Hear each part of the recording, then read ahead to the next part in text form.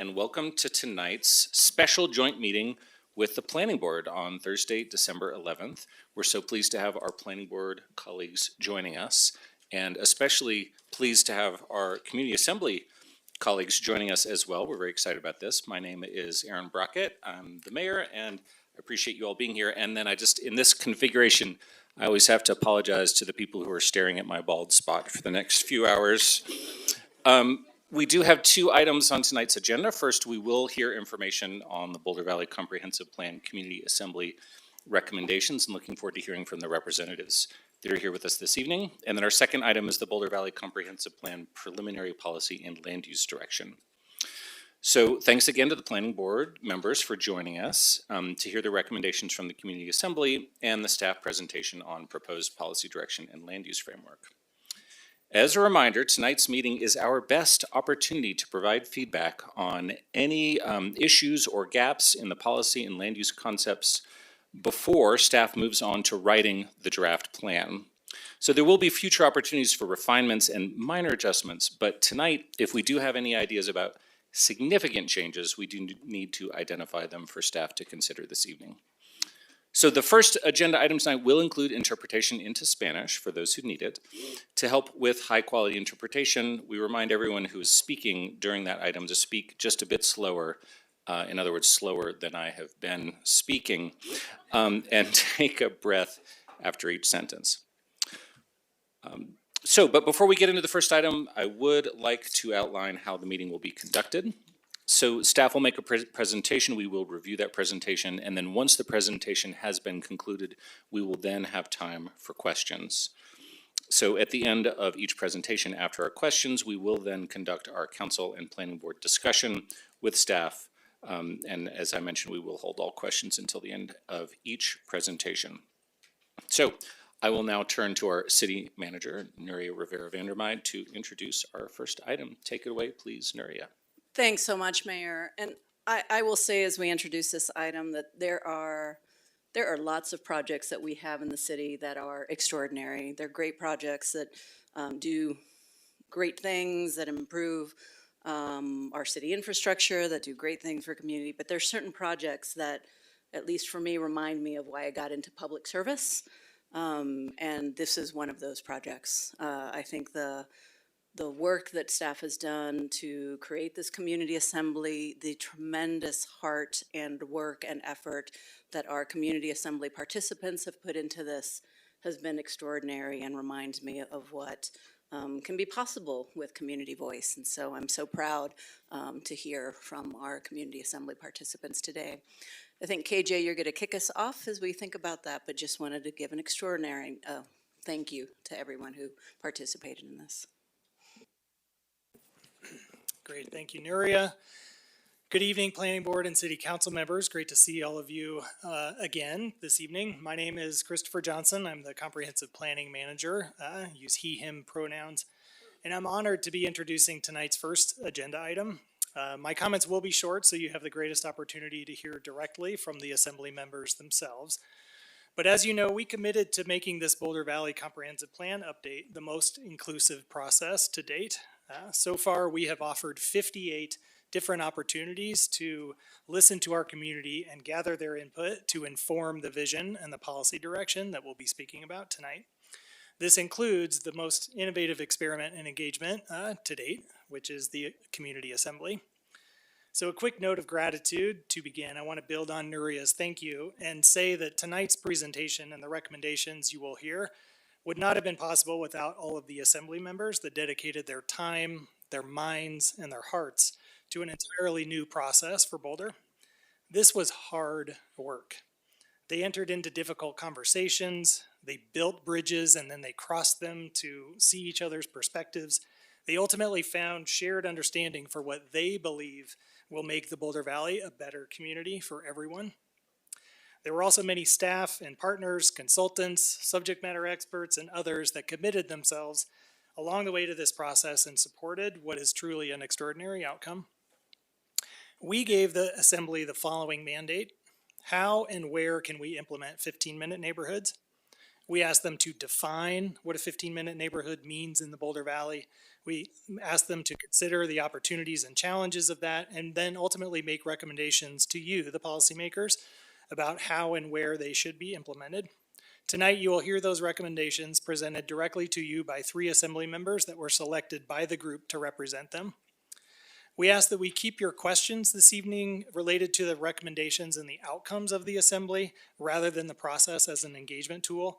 We are working through an independent evaluation that'll be completed early next year, and staff would welcome the opportunity to come back to you and talk about the process itself and the lessons that we've learned.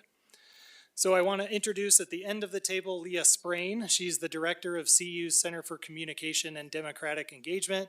She coordinated the assembly lead facilitation team, and then she and Brenda Rittenauer, sitting behind me, one of our City of Boulder community engagement managers, who also served as the assembly también moderator. sirvió como Leah and moderador. Brenda will both Leah y be Brenda available van a to estar support the disponibles Q&A para apoyar portion, la parte after de the preguntas y presentation. respuestas después de la So presentación. now, Ahora, as they're getting themselves mientras se están organizando, should I pause? No, pues, keep ¿debo de going? Okay. pausar? ¿No?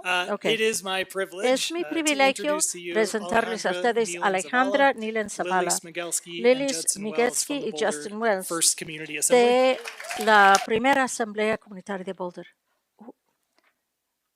We just lost audio. Oh, there we go. Bueno, voy a empezar. Hola a todos. Yo soy Alejandra Nilen Zavala y es un privilegio compartir el trabajo de nuestra comunidad, la Asamblea Comunitaria con ustedes.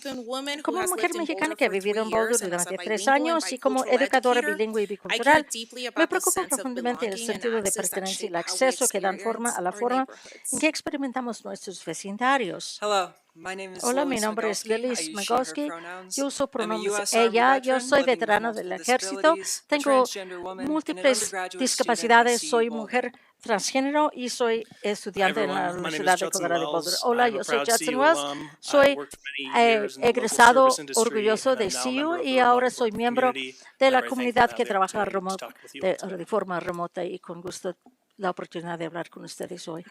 Bueno, estos dispositivos muestran quiénes somos como grupo. Cada sábado pareció como uno de los lugares más diversos en Boulder. Me quisiera reconocer los grandes esfuerzos de participación que lo hicieron posible. Los datos también nos recordaron que siguen brechas en la representación, aún con la divulgación cuidadosa. Solo puede incluir a las personas que... If Boulder is serious about equity, then engagement alone is not enough. We also need conditions where more diverse families can afford to live here and feel a sense of belonging, or our community will continue to reflect the same gaps we see today.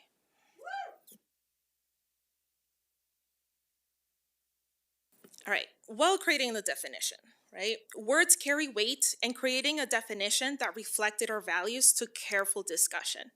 We focused especially on mobility and how different ages and las abilities personas de move. distintas edades y Our guiding capacidades. question was, La pregunta que nos who dio does fue, this ¿a language quién include incluye and este who might- lenguaje y quién who might we podría unintentionally excluir exclude? involuntariamente? For Por ejemplo, example, terms like términos walking como or caminar o pedestrian peatón seem simple, but parecen not sencillos, everyone pero can no todo el walk. mundo puede So caminar. Por lo tanto, we explored how to make exploramos that cómo language hacer more que este inclusive. lenguaje fuera más inclusivo. Bikes raised a different Bicicletas challenge. planteó otro Traveling by reto. bike is Desplazarse en much bicicleta faster es than mucho más walking. rápido que And caminar. we were Y concerned nos that preocupa including que bikes incluir in the las bicicletas definition en la might definición shift pudiera planning cambiar la around the speed of planificación a en función de la cyclist rather velocidad than the del pace of a ciclista en pedestrian. vez del ritmo del peatón. Cars also Los coches generated también conversation. generó conversación. Some participants Algunos worry that if we participantes les preocupa que emphasize si only hacemos walking, we might solo el unintentionally caminar, reduce podríamos access to reducir driving, involuntariamente el parking, acceso a la or overall conducción, road accessibility, estacionamiento o la especially accesibilidad for the general, people who rely on especialmente para cars la for gente que mobility. cuenten con los Even carros the para word desplazarse. healthy Incluso sparked discussion. la palabra It saludable was well causó debate. intended, La but intención era health buena, is pero la personal salud es and algo looks personal different for every y es diferente individual. para cada persona. So we questioned Y whether that así word nos preguntamos belonged si in esa the palabra universal encajaba definition. en la definición universal. Next slide. All right. So after Bueno, después de la discussions, conversación, this is the esta es la definition our definición que elaboró community assembly nuestra asamblea came up with. comunitaria. A Un 15-minute barrio de 15 neighborhood is minutos a es una diverse, comunidad inclusive, diversa, and inclusiva connected y community in conectada, which en services la que and los amenities servicios y las are comunidades easily son and fácilmente equitably accesibles accessible within y 15 minutes equitativos, from en home menos de for 15 minutos de la pedestrians of casa all para los peatones abilities. de todas las Along with capacidades, essential junto con services such servicios as esenciales groceries and food, como transit hub, comida, community centers, centro de parks transporte and green público, centro spaces, de and other comunitario, secondary parques y ones. espacios verdes y The otros Assembly secundarios. also felt it La was Asamblea important to también include consideró mixed importante density incluir la and densidad mixed income mixta in our y los definition. ingresos mixtos en nuestra Next slide. definición. A common Un tema theme común that came que up when surgió discussing al debatir services and sobre los amenities servicios de was las the comunidades fue la importance and importancia need to y la have a necesidad de sense of tener un belonging. sentido de For pertenencia. example, Por when ejemplo, talking about cuando community está hablando de centers, centros comunitarios, we talked about connection, safety, childcare, recreation, and space where neighbors can show up for one another. One community member said we need like the mother for the city. Community gardens, where we grow ingredients that are culturally relevant and promotes food accessibility and bring people together. Grocery stores should have produce, spices, and herbs that reflect the diverse cuisine of the community so people don't have to travel all the way to Aurora or Longmont to get their ingredients. Public art spaces, we want to experience more color, identity, and visuals that reflect the community stories. We want restaurants to be supported for their authentic food without watering down flavor, changing recipes to appeal to the majority of the population, or erasing cultural roots. Next slide. Thank you, Alejandra. One of the first things that we did as an assembly was to name the values that would guide us through this process of fulfilling our mandate. One of the biggest, most central values that we all recognized was equity. It was at the core of so many of our conversations and discussions, and every discussion that we had, every topic that came up in the assembly always had at least one person at the table bringing up, how does this relate back to our values? How does this relate back to equity? How are we making sure that we're being inclusive? How are we fostering this connected and open community? Next slide. Thank you, Lily. The Assembly determined that in order for people to have easy and equitable access to amenities and services, they need local businesses that serve their neighborhood. This led us to one of our focus areas, the inclusive local economy. This focus area was defined by our values, especially inclusion, sustainability, and a Boulder economy. We understand that bolstering the local economy involves not just City Council action, but also support from business owners and buy-in from local entrepreneurs. And this is the framework that led us to the following recommendations. Next slide, please. As the Assembly met with local business owners, a significant challenge they faced was the cost to rent or lease spaces to operate their business. This overhead creates a barrier to entry for new entrepreneurs and poses significant risk to existing local businesses, introducing exclusion into our economy. The high cost of business space was contrasted by the vacant commercial space that members of the Assembly see in their daily lives. And we believe that these unused supply of business space in Boulder keeps prices high and makes starting or maintaining local businesses unattainable for some. así que sea imposible The crear Assembly o discussed a few ways to address this issue, particularly a vacancy tax, but we were unable to reach a consensus on this recommendation. The discussion on these topics were long and engaging, but they did not exhaust every option or consideration. While we did not come together on an exact solution, we had unanimous support that something needed to be done. So the Assembly is asking the City Council to explore innovative ways to incentivize the use of commercial space rather than let it remain vacant. Next slide, please. Another recommendation that the city had to lower the barrier of entry for entrepreneurs in Boulder would be to reduce regulations to allow for in-home businesses. Allowing people to operate businesses out of homes and in residential areas creates more availability and flexibility to start a business. It creates the opportunity for hyper-local and micro businesses to meet the needs of and provide for the services and amenities of a 15-minute neighborhood. It may also reduce the overhead and infrastructure needed to transform a strictly residential neighborhood into a 15-minute neighborhood. Micro businesses are an important aspect of a 15-minute city as they thrive locally rather than relying on large customer bases and repeat patronage from these locals fosters a sense of community. Next slide, please. The Assembly also heard from local business owners on the complex natures of codes and regulations that exist when trying to start a business in Boulder. We recognize that these codes and regulations serve an important purpose in protecting public safety and protecting the environment, among other things. But they have become hard to understand and navigate, especially for first-time entrepreneurs. Because of this, the Assembly recommends the creation of neighborhood-level economic navigator programs. These programs would provide support for would-be entrepreneurs in preparing for and navigating the regulations that exist to start a business. But they would also act as a way to connect entrepreneurs to the community to understand the needs of the neighborhood and cultivate actions between business owners and community members to build the sense of belonging. In tandem with this, the Assembly believes that the city should create economic development structures and programs within 15-minute neighborhoods. We recognize the effort that is going into creating economic support for high-traffic areas, such as the Downtown Development Authority, and think that those efforts should also apply to certain communities to facilitate their transformation into 15-minute neighborhoods. These developmental structures could connect to Boulder's existing support infrastructure, like the Boulder Small Business Development Center, to communities to foster the growth of neighborhood-focused economies. Pequeñas empresas de Boulder. Next slide, please. La siguiente diapositiva, por favor. Now, one of our main Una focus de areas, nuestras the áreas de of our enfoque two main focus principales areas was housing choice fue and la opportunity. vivienda, Next slide, please. oportunidad de vivienda. So, mixing density and income was part of Al our combinar la definition, and it was densidad also y a el ingreso recommendation that fue we parte de decided nuestra on in definición. regards to housing Esto forma opportunity. parte de las 15-minute recomendaciones neighborhoods sobre la have oportunidad de great potential to vivienda. improve Los quality of vecindarios de life, and we 15 want to minutos ensure tienen el that this gran improvement potencial is de mejorar la available to as calidad de many vida. Boulderites Debe from as estar many different disponible backgrounds para as tantas possible. personas de Part of de that Boulder como sea is posible. designing Y en for parte every esto sort of es household that we may have in diseñar Boulder. para todo el tipo de hogares que tenemos There's en a Boulder. concern Hay una that we've preocupación heard, que we hemos were introduced to it escuchado on the global scale, the y community lo hemos scale, and there hablado are de even eso a community nivel members with the concern global, a that nivel 15-minute local neighborhoods y a have nivel the comunitario. potential Los to vecindarios de 15 push minutos out tienen este single-family housing potencial and de to sacar force a move a away las from a certain familias lifestyle. We wanted una to emphasize de throughout the process that this habitaciones de was una sola not a familia. suggestion. This was Esto not no es una the target of a sugerencia, esto no 15-minute es neighborhood.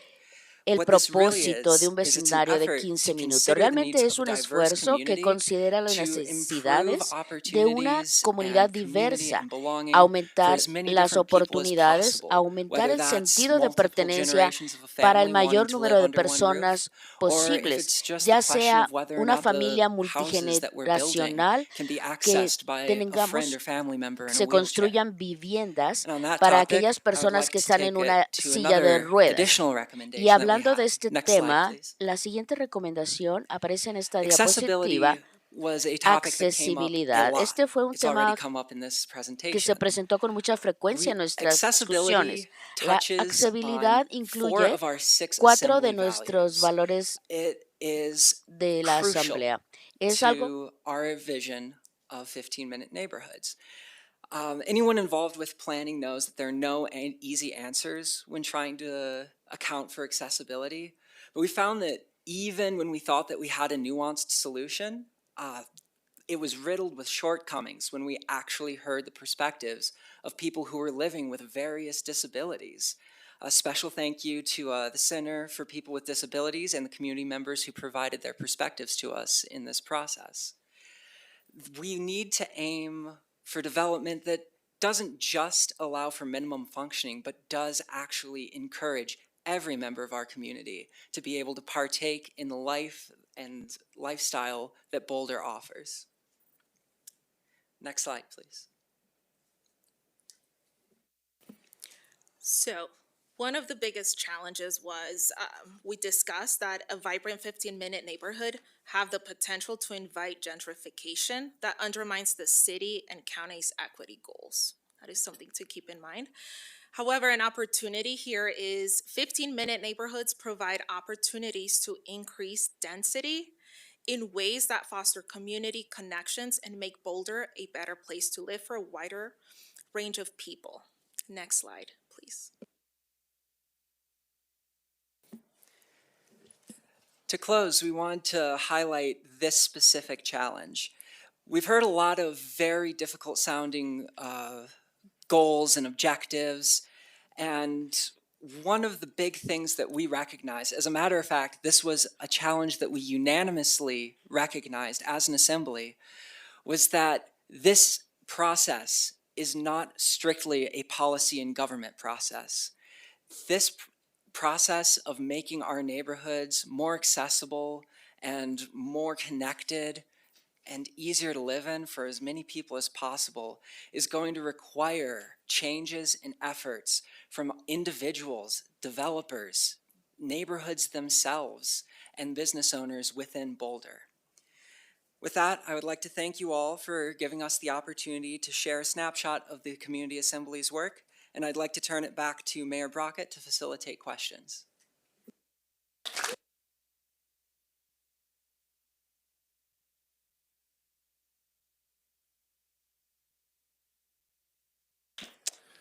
Well, thank you. Thanks to all three of you. That was phenomenal.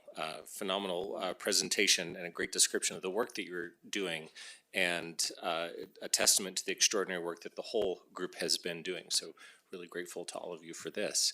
So I will now look to my planning board and city council colleagues to see what questions we might have for the community assembly representatives. And if I can have some help in locating hands, there's a lot of you, so I may miss you. So poke me if I miss a hand. Tina. Hi, thank you so much, and thank you, community assembly members, for being here. It's great that you're here, and I appreciate the feedback. One question I had was whether there's any kind of theme about housing type that had to do with ownership versus rental opportunities for community, and whether that would create a sense of place, or if it didn't really matter. It was definitely something that came up a lot, the difference between not only just owning and renting, but also the complexities that come with affordable housing, and how on one hand, it can be an incredibly valuable asset, and on the other hand, it doesn't allow for the building of generational wealth that is typically associated with home ownership. So it's something that is thought about in the report, but part of mixed density and income housing really focuses in on the idea that we want as diverse of a set of housing opportunity as possible within these neighborhoods. I'll pop in with one. So I was intrigued by your recommendation about encouraging home-based businesses. And I wonder, did you get any testimonies? Did you get a sense of what maybe some of the existing barriers are and ways that we might be able to do better as a city in that area? Regarding in-home businesses? That's right. I think the understanding was just zoning laws and regulations that prevented most residential spaces from allowing businesses to operate from homes. Makes sense. Thanks.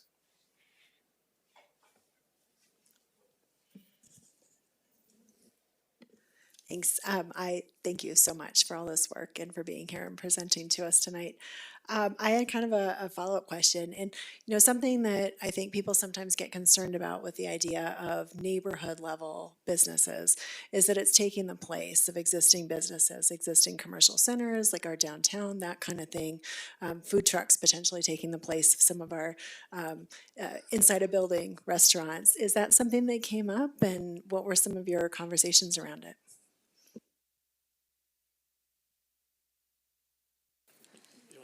I can take it. Okay. Yeah. Excellent question. It did come up.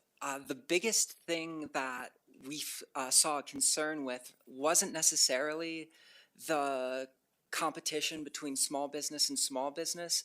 It was ensuring that more Boulderites had this opportunity to engage in the marketplace surrounding Boulder, to engage in this economy, and to do so without having to surmount as many barriers as a lot of the bigger businesses that come into the area and that operate in this area have to face.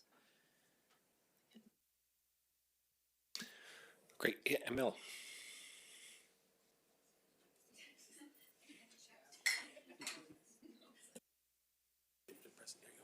Okay, great. Thank you so much for your presentation. That was very insightful.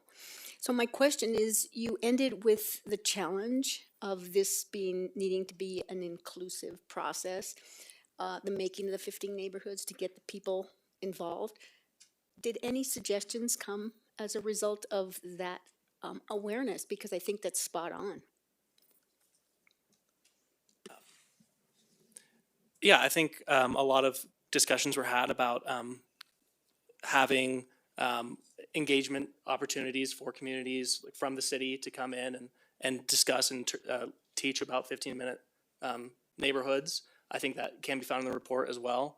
But we also, things like a navigator program, those things are talking about bringing members of the community together to be informed and to have input on decisions around businesses and 15-minute neighborhoods. Does that answer your question? If I could just add on to that, I think that one of the big goals is that as we start making these changes, there isn't a lot of specificity on timeline, but one could imagine that with this challenge in mind, perhaps we aim towards the recommendations that focus on building this community and getting the buy-in from local individuals and residents, and really just kind of helping this process along in the ways that policy can without fully relying on policy. Our next two questions are from Marks. We'll start with Planning Board, Mark. Yeah, thank you for that great presentation. I did want to ask you about your suggestion of a vacancy tax. Planning Board, we struggle with lack of activation in ground level spaces and what that means for the community and the success of smaller neighborhoods. Were you able to actually suss out, are there real incentives to keep space vacant? Because I don't know of any, but were you able to find any? Or did you determine that it was just the way the market is trending now and it will correct? What are your thoughts on why these spaces are vacant? Is it market, or is there some incentive that we don't know about? I'm sure there are a lot of experts that would be better equipped to answer this question. I'm sure it's very complex. I think there were, we had a lot of theories and a lot of thoughts. I think a lot of it's market driven by, the supply keeps the ability to keep a rent at a certain level, and you might not want to lower that. But, we're not experts on those things, but we are just seeing the reality of what it is. And that's kind of where the charge comes to council to kind of look more into these things and kind of come back to the community with a solution. Thank you. Does anyone want to add? Now, Mark, I'll jump in and add this. Brenda Rittenauer, Community Engagement. I'm up here supporting from the Spanish slide deck zone, but just wanted to clarify that I heard you say the Assembly's suggestion of a vacancy tax, and that was not included in the recommendations. It was an idea that they discussed in a number of conversations, did not land on consensus level support to put it in the recommendations, but instead kicked it back upstairs to you all to come up with the right solutions for those challenges. Right. That's very helpful. Thank you. Mm-hmm. Now, Council Mark. I want to be clear. He's the good-looking Mark, but I'm the nice one. First, what a fantastic piece of work. You should all be very, very proud of what you've achieved. It's really first rate, so thank you. Two questions. You did not reach consensus on dealing with commercial vacancies. I'm picking up where Mark left off. How close did you get, and what other things did you consider? I might kick that to Leah or Brenda with results of the voting that took place. So from a process perspective, 15-minute neighborhoods are complicated and they can go in lots of directions. And so part of what we needed to do is, as we're going, seeing what seemed to have enough interest to keep the conversation going, we required about 15% or 50% support after full conversations about things. Vacancy tax is something that was suggested a lot in early conversations. Once we had a full deliberative conversation about it, it didn't receive that 50% support.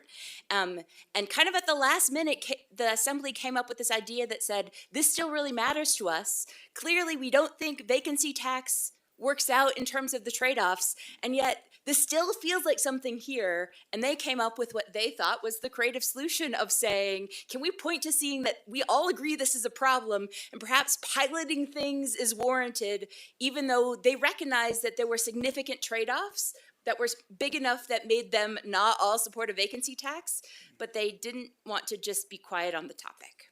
Okay, thank you. My other question is, with respect to the 15-minute neighborhoods and creating some diversity of housing for different economic strata, did you discuss at all the difficulties of actually constructing housing for middle income?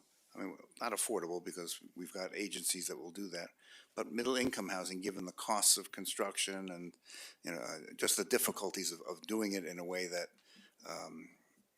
a developer is actually going to make some money.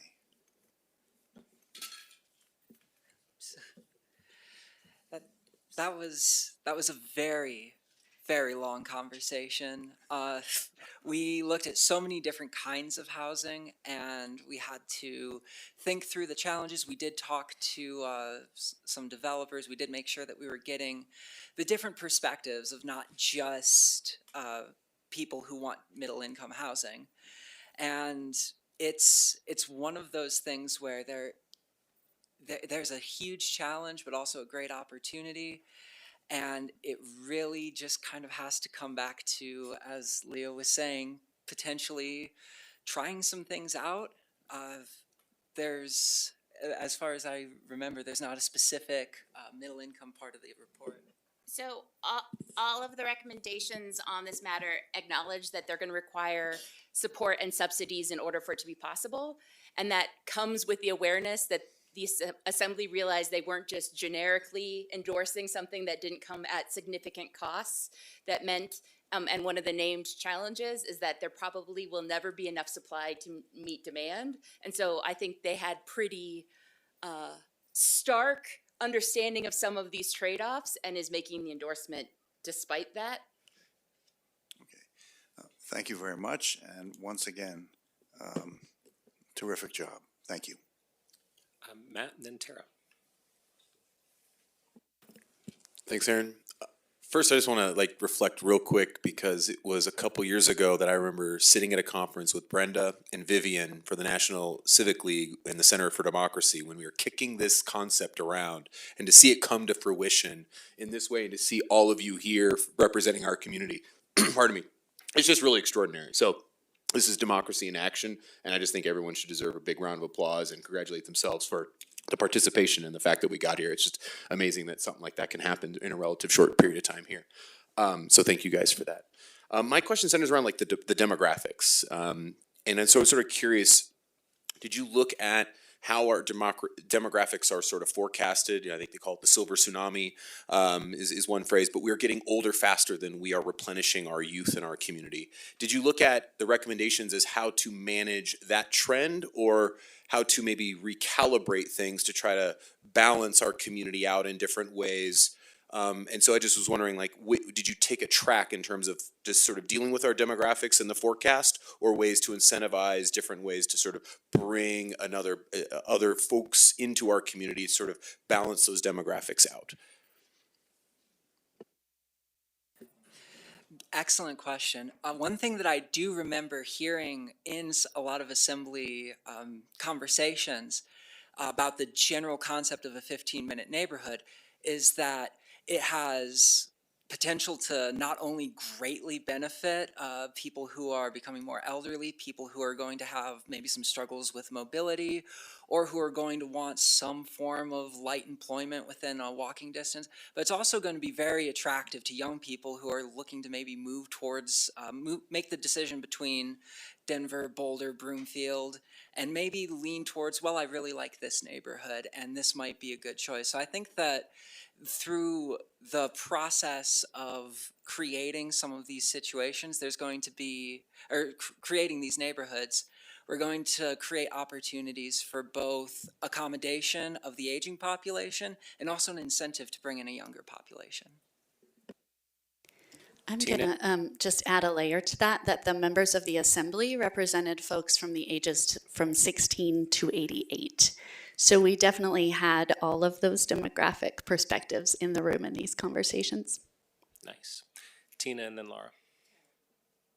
Tara. You know, I actually have a phobia of doing that at every single meeting, and there I just did it. Sorry to both of you, Tina and Tara. So my neighborhood my neighborhood did have a center. And then the flagship store, which was a grocery store, which was Wild Oats and then Whole Foods. I don't know, are we allowed to mention names here or no? Whatever. It left, and so that created a lot of instability for our 15-minute neighborhood. And it kind of we do still have, a few restaurants, but we don't have that really important grocery store. So one thing I don't want to do is create unsuccessful 15-minute neighborhoods, and also neighborhoods, they start out 15-minute and they go backwards to a point where it's like dreary. So, because you need that vibe, right? So what's your suggestion?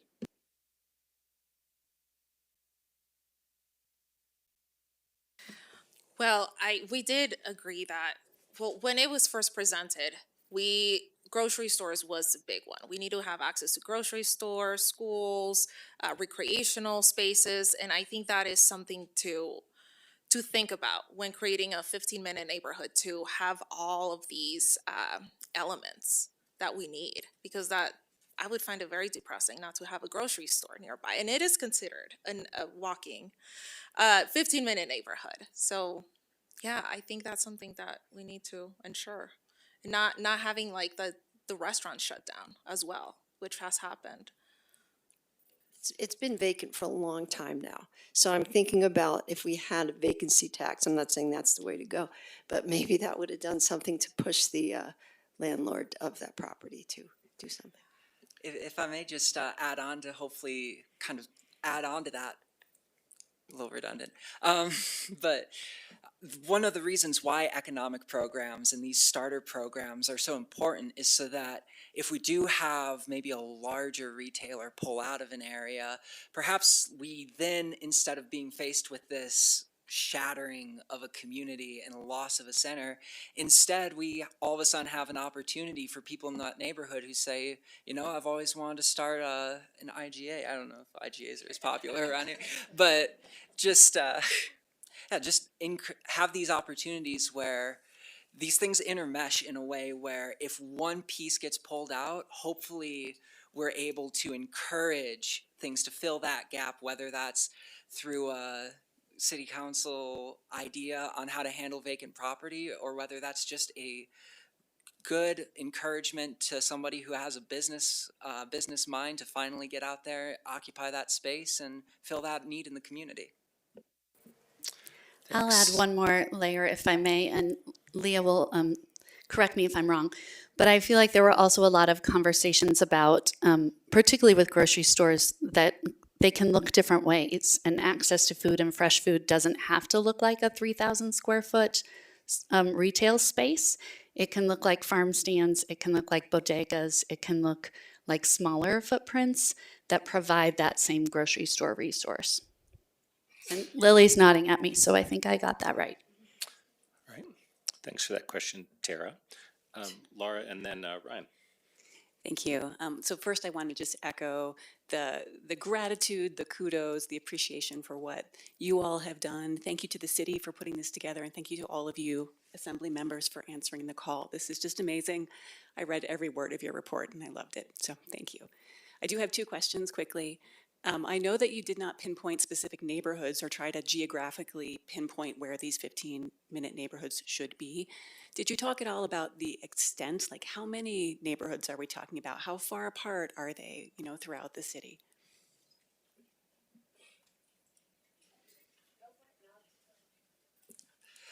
Just to start off on that, we did look at things like maps that took into account equity concerns in certain neighborhoods. We looked at what sort of issues and shortcomings certain areas in Boulder faced. And if I remember correctly, we did in fact come up with recommendations regarding priority. And I will punt it to Leah to give more detail on that. So, as you know from the report, it has kind of 4 principles for choosing where. The assembly didn't have a model of 15-minute neighborhoods that presumed that every single neighborhood in Boulder would be a 15-minute neighborhood. In fact, they thought that the importance of kind of neighborhood buy-in and starting in places that could be cultivated was important. We were repeatedly told that the city is not a developer, and so problems like a grocery store goes away does not have a magic wand solution. And so I think the nature of the recommendations coming from the assembly was to think about kind of starting with certain neighborhoods, but they didn't give kind of specific recommendations on how many or how big they are or to what extent the full kind of footprint of Boulder is filled with 15-minute neighborhoods. Okay, thank you. And then just one other quick question. I read and took to heart your concern about gentrification, that, you know, creating these vibrant, beautiful, exciting, attractive neighborhoods could make them more expensive and push people out. And I was wondering, I'm sure you discussed it a lot, if you had any insights or thought for us about how to avoid that, or things that you saw in other communities that you would want us to replicate here so that we don't end up gentrifying these beautiful neighborhoods and we have the mix that you're looking for. Yeah, I would like for all of us to look at cities that already have these neighborhoods developed and that are successful and have not gentrified the places. And what comes to my mind is if one city becomes very attractive, then everybody's going to want to come and move here, increasing the price. However, what if we implement that everywhere, right? If I had like a little magic wand, I would love to do that, you know, it's just so everybody has access to the vibrant neighborhoods that we all deserve. It's a great answer. Ryan, and then Taisha, Claudia, and then Rob. I also want to appreciate the work that you've done here and emphasize that it's important work. Both the community assembly process, as one of the first in the country to do something like this, it's such an important thing that we have done, that you have done, and that we'll build from. And also the planning step. This is a monumental topic that we're taking on that could change how we do planning for the next generation, and I'm just very grateful for it. Two questions. The first one, can you just summarize how much time have you spent together? Like how many days and how many hours? How would you summarize that? 57.5 hours. Is that right? Roughly. Like on average, each person? That's total official meeting time of the full assembly. For each person. Yeah, so each person has literally spent 57 hours on this. Yes. It was 7 full day Saturday sessions. Yeah, 8-hour sessions. I heard something like that downstairs, and I didn't fully appreciate how much time people had invested in this, and I just want to say thank you for that. Okay, second question. I find the recommendations compelling, and but to be thorough, there was a line in the study or the summary that had the word minority report, and it made me think to ask: was anything worthwhile saying about I don't know, dissent, about I don't know, maybe the overall premise of this, and anything worth saying on that regard? Yeah, I think there was definitely a lot of challenge from the beginning and throughout the process of coming together and agreeing on, do we even want 15-minute neighborhoods or a city, and what does that mean for me and my car or my house or my sidewalks or my neighborhood? And I think a lot of that was there from the beginning, but we did come together in the end through the education and the amazing work of the facilitators to kind of show us what it could look like and how it could be a positive impact on the community. But there were a lot of things that were brought to vote that did not get enough support to include in our report. And they're not in there. And there were a few things like, things that I definitely wanted to see in there, and then there was things that I didn't want to see that didn't get in there. So I think at the end of the day, the process was really good at highlighting the things that we really all agreed on as an assembly. Great. Taisha, Claudia, then Rob. Awesome. Thank you so much. I concur with my colleagues on the quality and depth of this report and the process as well. So just thank you so much for being a part of it. I especially love the accessibility or the accessibility audit idea is something that really stuck in my mind as a takeaway. And I did appreciate the minority reports components in there as well. That's often an oversight. I ran on climate and cultural resilience, so I have one question on climate and one question on culture. I'd say the biggest challenge I have to the concept of 15-minute neighborhoods is it does not adequately address water and energy and those other needs that go across the city. And I'm just kind of curious what conversations came up as it relates to water and energy when you're thinking about these definitions. So would you like to answer the first question, then I'll go to the second?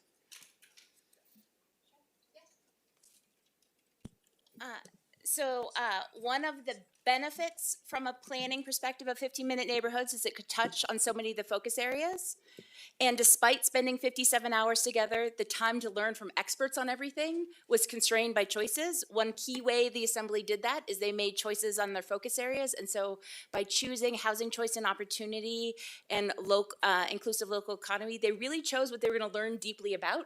And so sustainability was an important value, but they heard less on experts on some of these issues because of those choices. So we didn't have kind of focused expertise on water and energy and thinking about those trade-offs. And that's in line with having the priorities of designing with certain focus groups and focus areas in mind. And that meant others got less focus. So they were able to come back to them, as you saw with accessibility, but they didn't come back to everything, nor did they have the sort of like detail I think some of you would love for them to have had.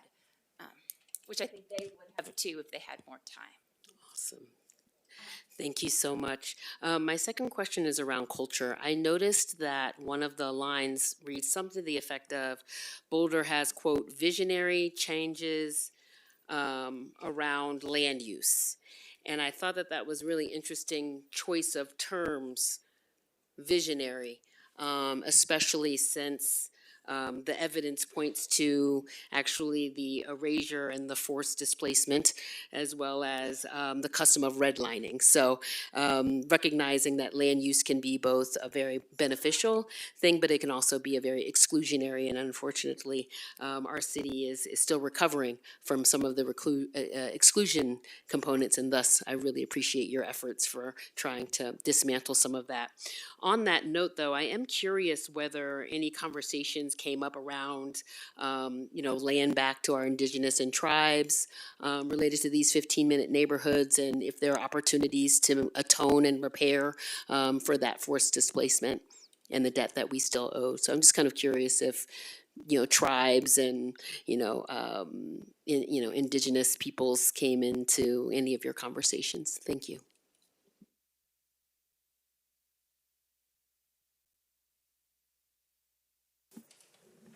So there were conversations about redlining, and there were conversations that we weren't talking enough about redlining. I think when we talk about land use, it was a notable absence that we didn't have people who identified as indigenous, and there wasn't a lot of direct talk about other uses for land. So I think there was commentary about what you're talking about, but there was not sustained attention to it. Thanks, Claudia, then Rob.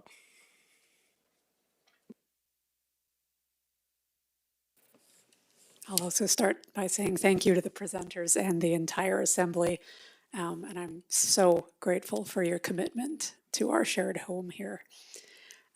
My question builds, I think, a bit on some of what Tara was alluding to about losing things in neighborhoods. And I wanted to flag that many of the components of 15-minute neighborhoods that the group identified require a certain minimum population in their kind of direct service area or walkshed, since you chose to define that around pedestrians, to be viable. So, you can't have a school without a certain number of students in the area. retail and restaurants, if you want to have them locally based, also need a local population base. And then if we're talking about things like rec centers, libraries, parks, governmental investments, we also, are only going to make those investments when we have a substantial number of users. And that this can be intense in a tension with low density housing. And I'm just curious if the Assembly received data on things like population thresholds for some of these different key pieces of 15-minute neighborhoods, and if so, how did that inform your discussions?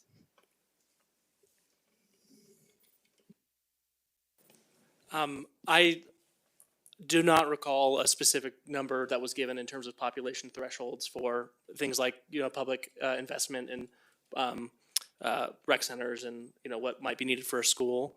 I do think that that kind of comes to our recommendation of not telling you where these things should be, but based on our recommendations of access to services and density for the city to find the best, most viable areas that these can be implemented in without prescribing that you might need to put a school here or a grocery store there. If I can add one clarification, the recommendation is 15-minute neighborhoods are mixed density, and that's the Assembly's term of art to suggest that we don't think about these as either high or low density, but in recognition of the support needed for some of these services and also the connections between human and economies that 15-minute neighborhoods rely on, that we don't think about these as either or, but they're necessarily both and. So a 15-minute neighborhood can't just be single family housing. It needs to have density, but we shouldn't think of these as only high-rise apartments either, that they are necessarily the mix across. And that was in response to some of these kind of questions about what is viable and also the kind of human connections that I think you've heard highlighted here as central to what they were trying to accomplish. One of the ways I like to think about what Leah just shared is if you're walking for 15 minutes, you might imagine in one of these neighborhoods to walk by some single family homes and then walk by some apartments and then walk by a manufactured home community, all within that 15-minute walk, which is not necessarily something we see now in Boulder. Thanks. Rob? Yeah, I also want to echo the thanks. It's a lot of effort. And when I see you guys and everybody behind me putting these efforts in, it's really motivating. And thank you. I think it's a beautiful analysis that you guys did. I just have one question. Under the climate resiliency and sustainability considerations, did you take into account the wildland urban interface and the effects of natural disasters, evacuation routes, and things like that with the planning piece? So resiliency and sustainability both came up as important values, and the same answer about having to choose focus areas and use those to guide what kind of specific experts we heard from, that wasn't one of the focus areas that ended up being chosen, so it wasn't something we considered in detail. I'm going to jump in again. And for Rob's benefit as our newest council member and maybe some of the other folks around the table, when we say the focus areas, at the time that we were starting as the Assembly, the Boulder Valley Comprehensive Plan team had identified 7 focus areas for the conversation they were having with the community. I can't list them all off the top of my head, but that's the list that we presented to the Community Assembly. Safety was on that list. WUI was not called out on that list. But that's what we drew from, and that's where we landed on inclusive local economy and housing choice and opportunity from that list of 7. Got it. Thank you. Great. So many fantastic questions reflecting the depth of interest in the work that you all have been doing. We're actually coming to the end of our allotted time. We need to have a feedback section, but actually I'm going to take a stab here. And so what I have been hearing from City Council and from Planning Board is a huge amount of enthusiasm for the work that you all have been doing. And so what I might do is turn to staff and say, how do you anticipate these recommendations being included in the comprehensive plan? And once you've answered that, I'll see if any council or planning board members want to throw in some additional kind of points to make about how it might be directed. But like I say, I have been hearing a lot of enthusiasm for the recommendations. Sure. Hi, Kathleen King, Principal City Planner. The recommendations are incredibly helpful for some of our next steps. We've had a policy about 15-minute neighborhoods in the comp plan, but it hasn't been defined. So you can't identify something when you don't know what it is yet. So one of our first steps, if planning board and council support the concept of this definition, is for us to be able to look at, okay, where do these already exist in the city and where are there some gaps? And that will help inform some of our next steps and choices about the land use map. And then additionally, I think we'll be using some of the information in the report to look at some of the draft policies we have and see where we might tweak those to align better with that definition as well. Great. So both on a map level and also on a policy level, then these would be incorporated, because I do see some really strong synergies between the recommendations that they've made and some of the directions that the draft policy provisions are going in. So that then that's something that you would take as you wrote the draft plan. Is that correct? Okay. That sounds excellent. So then what I would do is I'll note that we're within 5 minutes of our allotted time, but I don't want to shortchange us either. If council or planning board members have a particular way that they'd like to see those recommendations be guided into the comprehensive plan update, I would say now would be your time to make that comment. And I've got Tina and then Nicole. Yeah, thank you. That helped. I really want to just follow up with what Claudia said about understanding how many people we need. Our city is growing so slowly, and I don't want empty spaces. And I also want to understand what the long-term impacts are to the city needing to provide funding, incremental funding to sustain any other investments, just so we can plan accordingly. So this threshold idea of what you need in the watershed, I think, is really important as we look at this. Nicole. Like Taisha, I was really taken by the accessibility audit recommendation. So thank you all for that. I think it is really, really crucial and important. And I would just say that as we're thinking about which neighborhoods are already there, I would love to see that metric of accessibility be a part of that, right? So thinking about, which sidewalks are actually wide enough, right? Which don't have cracks and roots and the things that can trip people up, and, good visibility, things like that. So that for me would be an important thing as we think about bringing this in, if we're thinking about what we already have, to make sure that piece is there, because it seemed like such a central component of the group's discussions and what's coming forward. And it was one of those kind of hanging, it didn't kind of fit under the other ones, but I think it is a really good organizing principle as we think about these neighborhoods, and it feels like that fits in with a lot of what you all have been talking about too and was in the report. Thank you. Ryan. Just a thought or two. So the 15-minute neighborhood concept brings together transportation, housing, and other topics. In the previous BVCP, I know transportation is its own category, and there's other categories. And I'm just thinking that this seems like such a great opportunity to provide some new ways to show how the housing and transportation budget in a household are actually part of the same summary budget. And similarly, there's a lot of silos that have just, over decades have been created, not just in Boulder, but just, societally. And if we can find ways in the BVCP to identify that integration and that access is both transportation, housing, and viable services nearby, I think that would be really great. And then related, I just mentioned housing and transportation, but I think kind of the flip side of that is there are cases where we have housing now, and allowing for small retail nearby is also part of the opportunity. And so that's a different maybe construct than thinking about housing and transportation. And anyway, just a few thoughts on being creative about how we might integrate these topics together in novel ways. Thank you.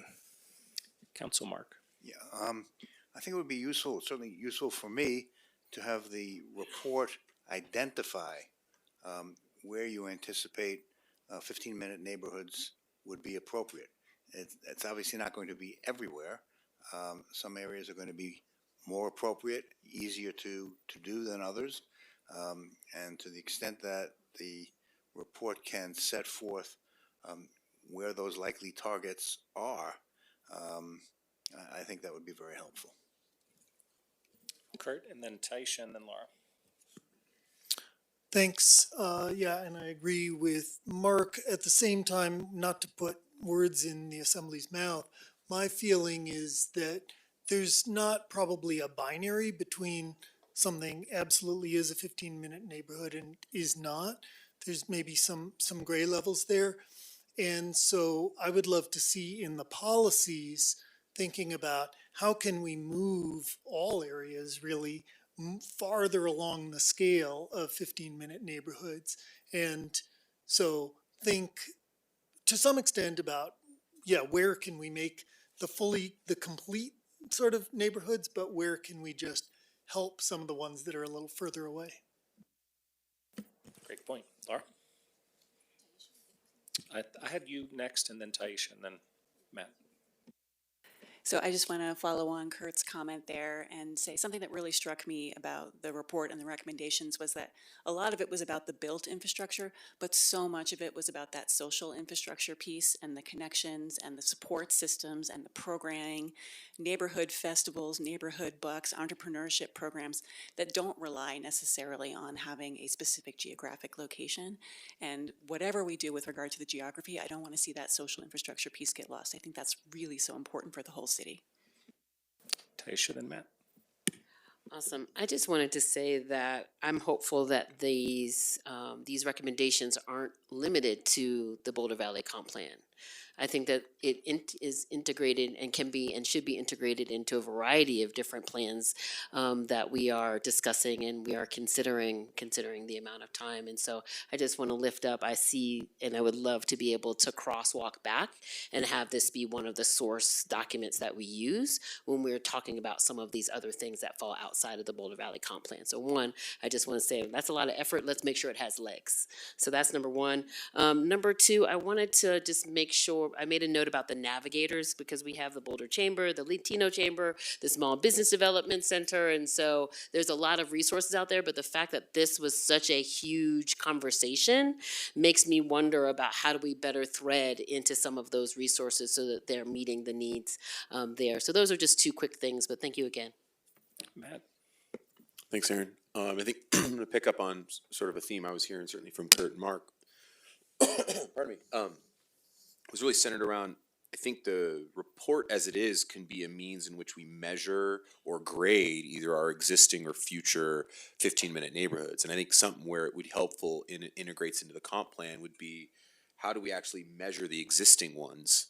And then or where is it missing? I mean, I look at the proposed land use map and I look at this desert basically between Alpine Balsam and way north Boulder, and I go, there's a massive chasm in the middle that does not have that infrastructure or that sense of place. And so that's a new spot. But I also think of how do we know which ones are doing well and how do we grade them and how do we do an inventory of what's there? Some places might have grocery stores and pharmacies and others have maybe more restaurants and community gathering and not those. So I think that in the comp plan might help us get to how we measure. And then I think in terms of resource allocation, we'll know, hey, do we do a little bit to sort of complete this one or more this one needs to really start and we need to build anew here. And so I think that would really help us in execution and really that needs assessment. So I think the report can really follow or lead us in the direction of identifying those areas and then where to invest the time, resources to achieve those outcomes.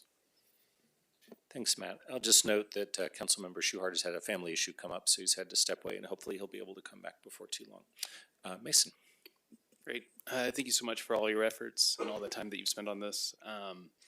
So what I've heard through the questioning in your presentation is a need for flexibility and how 15-minute neighborhoods are defined and how they're developed. So bringing that into the comp plan, I would like to make sure that when the definitions are set for the land use, residential, et cetera, that we are allowing for the zoning that will eventually fall out underneath to allow for that neighborhood commercial or et cetera. And the second point, I think what I also read from your report was that, not including the bikes in the definition of 15-minute neighborhoods made a lot of sense, but it didn't mean that you were deprioritizing the infrastructure. So I just want to make sure that that's clear when we're working on this.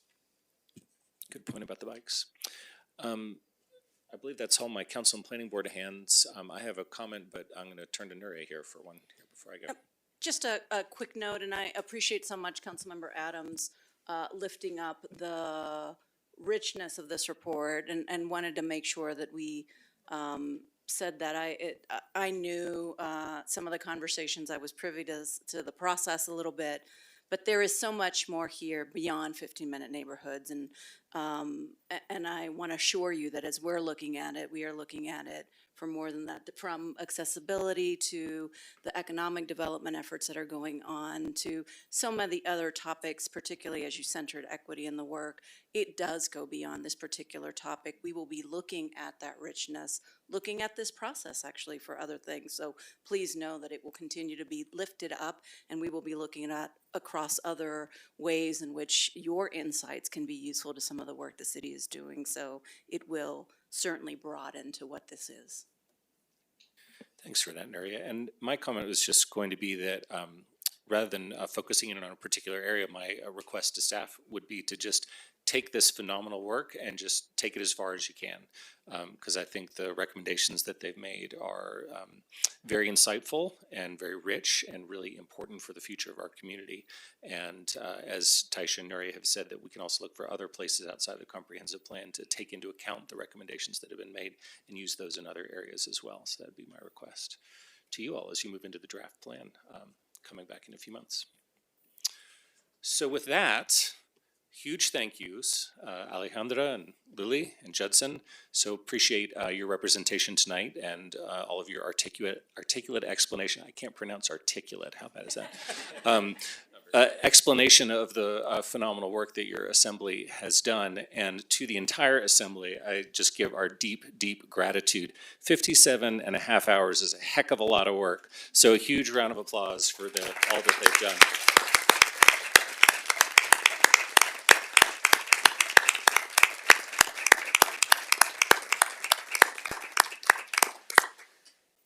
And with that, I think we're done. So thank you again. And then I would encourage, I know assembly members, you've got a lot to talk about, and I would just encourage you to head on downstairs and then chat your hearts out. And thanks again so much for all of your amazing work. And maybe we just pause for a couple minutes. Don't leave, everybody, but we'll give a little time for adjustment.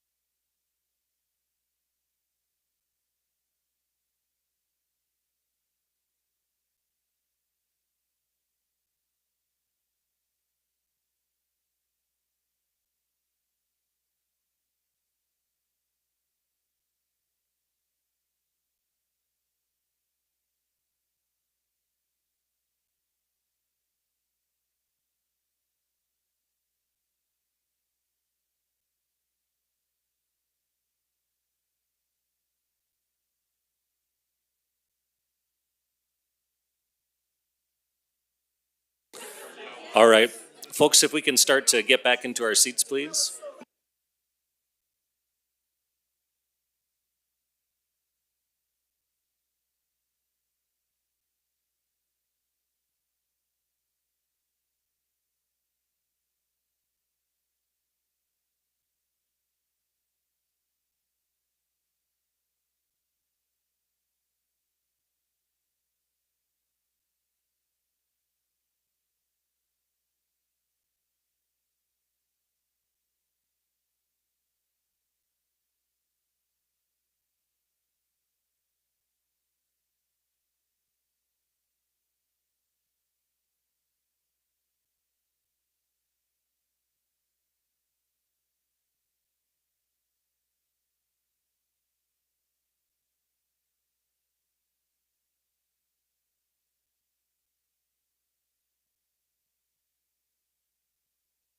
Everybody not leave was not heated. Yeah, I know.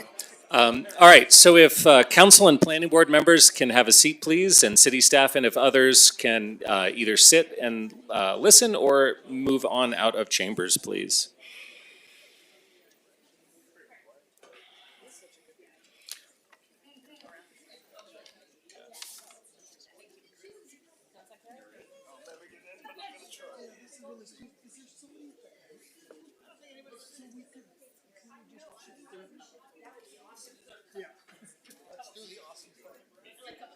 All right.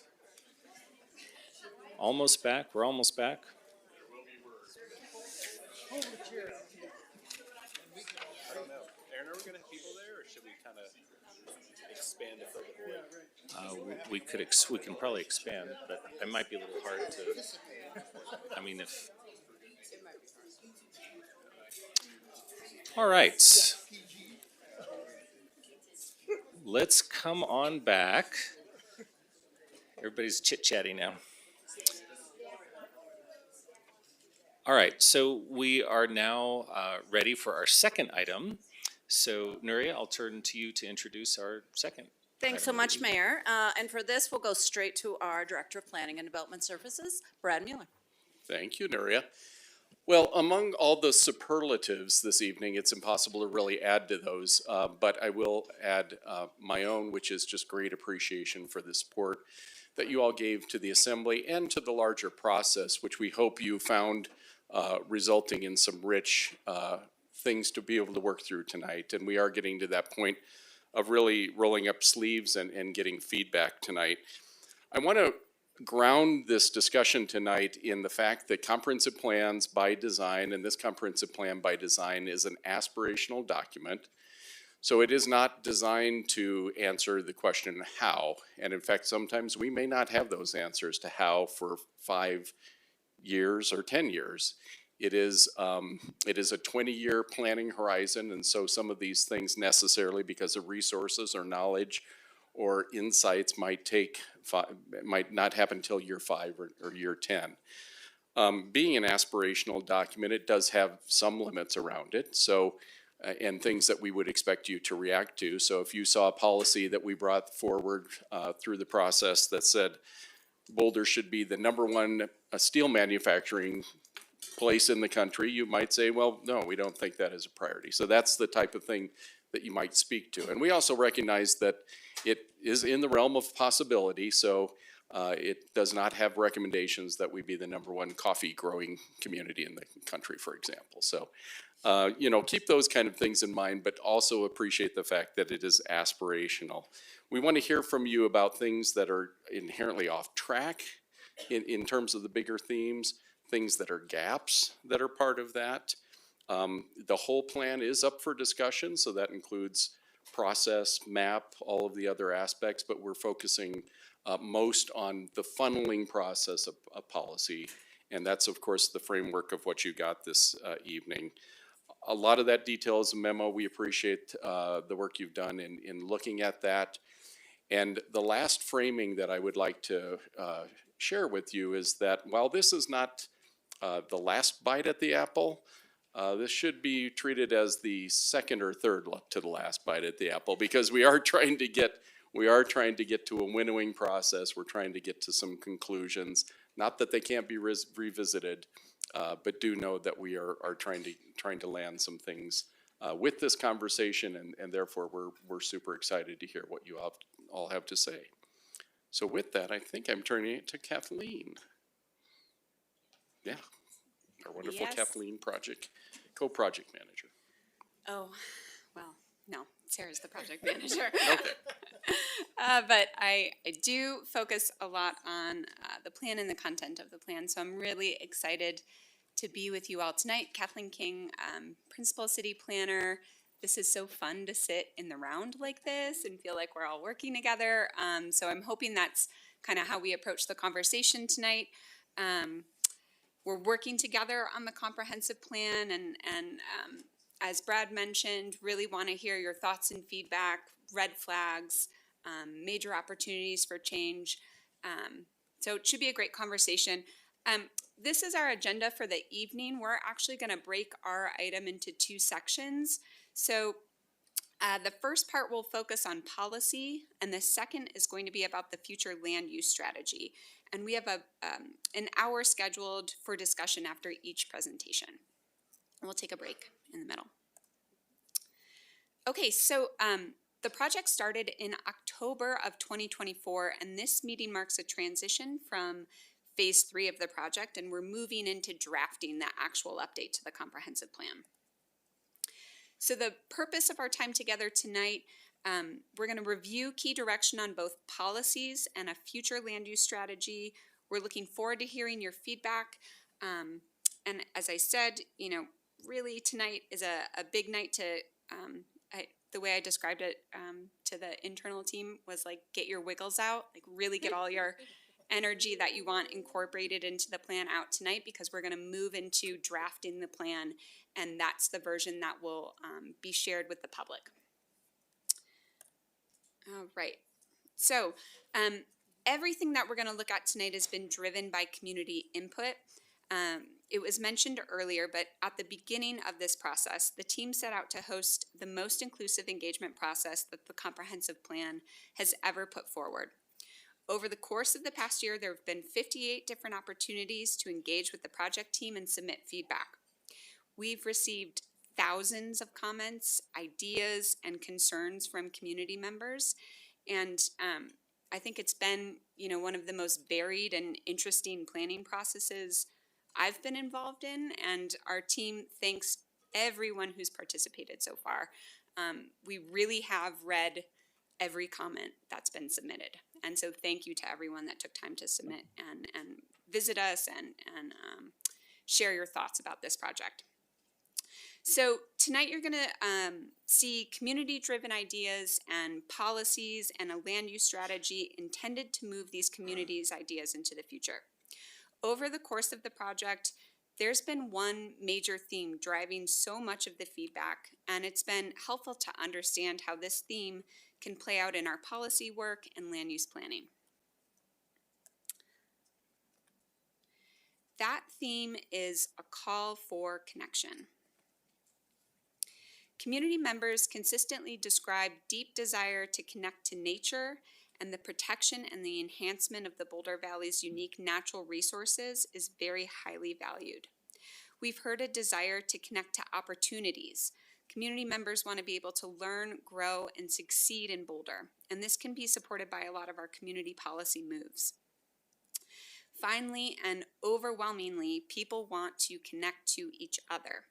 The call for social places and desire for belonging is loud in the comments, and this is something we know is a national dynamic as people continue to come out of COVID with new realities, as well as a very local issue, as many have described feeling excluded for a long time. So we ask that as you think about the work and the progress on the plan thus far, help us find the best ways to provide connection for the Boulder community. So I'm going to be walking through some of the key policy direction. You'll notice as I go through this that we're working towards aligning policies with goals of the Sustainability, Equity, and Resilience Framework. Updates to policy can help implement these goals and serve as a guiding resource for future decision making. If you've been following along with the process, You'll know we've heard a lot about the topics on the left of this slide, topics we've called focus areas or areas of focus. So much about these areas of focus are influenced by and can help address issues of the SER goals. So we're beginning to tie these things more closely together. As I go through the policy direction, there's some questions that we've prepped for your discussion, and I've mentioned it multiple times now, but you know, the most helpful feedback for our team tonight is identifying any changes in direction that planning board or council would like to see incorporated into the draft. Okay, so I'm going to walk through the SER goals in alphabetical order. There's no winning SER goal. I'm going to start with accessible and connected. So we got so many comments on this goal area related to transportation in particular. People were thinking both holistically about our systems and how they work together, and some people were very specific about particular streets or intersections that they want to see improved.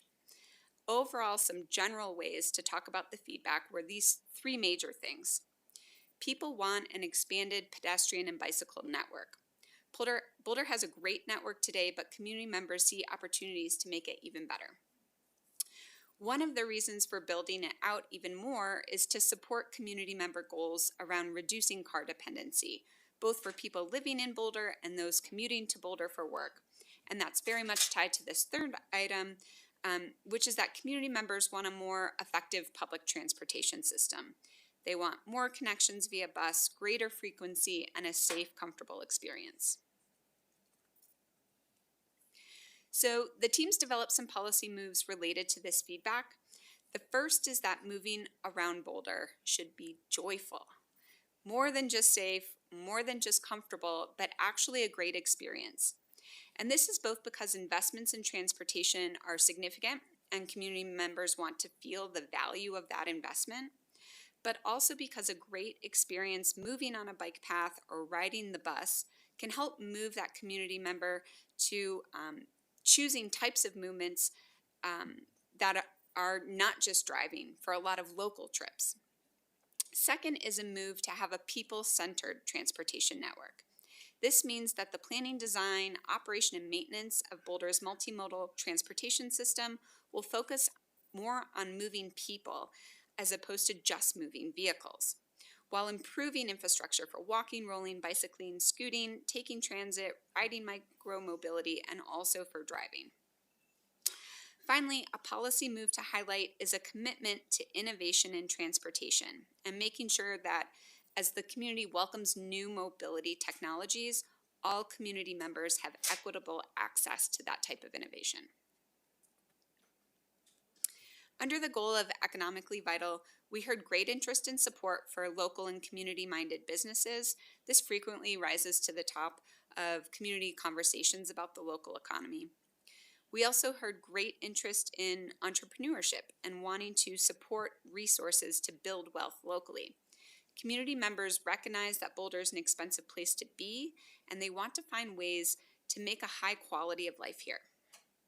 Finally, we heard a lot about equitable access in the economy and a recognition that while Boulder has exceptional university and amazing businesses, not everyone benefits from those resources. So looking to the future as Boulder's economy experiences some successes from things like the Sundance Film Festival, community members want to see those successes shared. There's a couple policy areas that can help move that feedback forward. The first is expanding small-scale commercial uses in residential areas and supporting things like home-based businesses in more parts of the city. You'll see this come back when we talk about land use, but we heard a lot about this.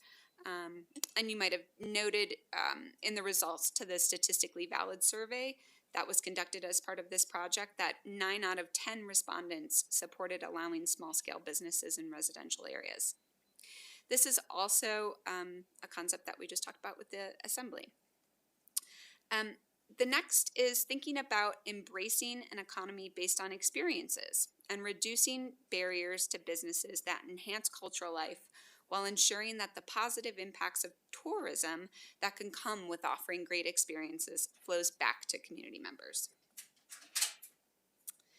Okay, throughout the process, community members have provided a great deal of feedback on the desire for the comprehensive plan to address the valley's natural resources and changing climate. 80% of participants in the survey indicate that it is essential or very important to protect and enhance the natural environment. Comments collected represent interests in climate change mitigation and adaptation, natural resource protection, and building resilience into many aspects of planning for the future. This community process also highlighted a lot of community interest in food systems and the future of local agriculture in particular. Community members highly value the agricultural resources and businesses in the valley and want to recognize the high value of this and find ways to support the ag community into the future. There's a couple of new moves to highlight in the policy direction on this topic. The first putting forward a nature everywhere approach to the city. This is something that the Parks and Recreation Department has been exploring in collaboration with Children and Nature Network and the National League of Cities. The direction means that the city would strive to provide access to nature to all community members to live with, learn from, and play within natural places. Additionally, a cross-department team has been working on building the community's understanding of natural assets as infrastructure, and this policy direction moves us towards that concept. Tree canopy, greenways, open spaces all support a network of natural infrastructure that provides a multitude of benefits to community members, like managing heat and air quality, while also improving mental and physical health. Finally, related to agriculture in the Boulder Valley, one thing to highlight is a direction that would find avenues to support local agricultural workforce, with housing being a top concern. Related to the healthy and socially thriving goal, community members have described needs to support a more diverse community, including finding ways to foster belonging, support health and wellness, and strengthen social connections. Written and recorded feedback frequently touches on related themes, including the protection of diverse communities, the need for more gathering places other than work or home, family-friendly housing, and broader efforts to increase affordability. This is also related to the Assembly's work and implementing a 15-minute neighborhood concept. People describe really wanting to be able to walk around neighborhoods for convenience, but also for opportunity for social connection. Historically marginalized groups have voiced a strong need to be heard by the government, noting that past engagement efforts often ignore their perspectives. This feedback underscores the need for a community where everyone feels supported and that they belong. So some directions to highlight include a new concept to the comprehensive plan, support for social infrastructure. So encouraging spaces, programs, and institutions throughout the city that offer social places for interpersonal connections, belonging, well-being, and community cohesion for people of all cultures, generations, backgrounds, and abilities. One path towards rebuilding or building a social infrastructure network is the evolution of the walkable neighborhoods, also referred to as 15-minute neighborhoods, a very popular concept tonight, where community members of all abilities can enjoy and equitably access daily needs, connect with others, and experience nature within a short walk. Additionally, updates to policy around arts and culture investments highlights opportunities to reflect the cultural and linguistic diversity of Boulder's community members. Okay, on to the livable goal. The livable SER goal is where a lot of the housing input falls, and as a top area of interest, many community comments have identified local housing challenges as a priority to address in this major update. Concerns for housing affordability and availability are a driving force with community members, describing a lack of housing opportunities through an individual's lifetime, including those who would like to remain in Boulder as they grow older. The survey indicates that 3/4 of participants support increasing housing that is more affordable, allowing moderate density housing types in more areas, and encouraging the use of underutilized sites within the city before developing areas outside the city boundary. While there is majority support for these, we also hear community members who have concerns about managing population growth, concern about large residential buildings, change in quality of life, and change in established residential neighborhoods. Housing affordability and diversity was a major focus area of the 2015 comprehensive plan. And that, the focus of that really led to new programs, policies, and many code changes. In this major update, there are new and ongoing key concepts offered for council and planning board's consideration. The first is a clear commitment to increasing the housing supply in the Boulder Valley to contribute to regional housing needs. At the start of this process, we got a lot of feedback about the lack of clarity on this issue in the current version of the comprehensive plan. We've heard that clearly articulating that the city supports increasing local housing supply would be a valuable update. The second thing to highlight is a commitment to increasing diversity of housing types across the city to enable people to remain in the community as their needs, incomes, and household compositions change over time. Additionally, continuing to strengthen city-county collaboration around policy to help people experiencing homelessness move into safe housing and help them stay housed remains a priority. Okay, related to responsibly governed. This one maybe hasn't necessarily been a top priority in the community comments, but there are two major things that we hear about frequently. The first is about providing more meaningful and effective engagement opportunities for youth and Indigenous peoples in general. And the second has been the management of community resources, particularly water supply, as we consider changes for the future.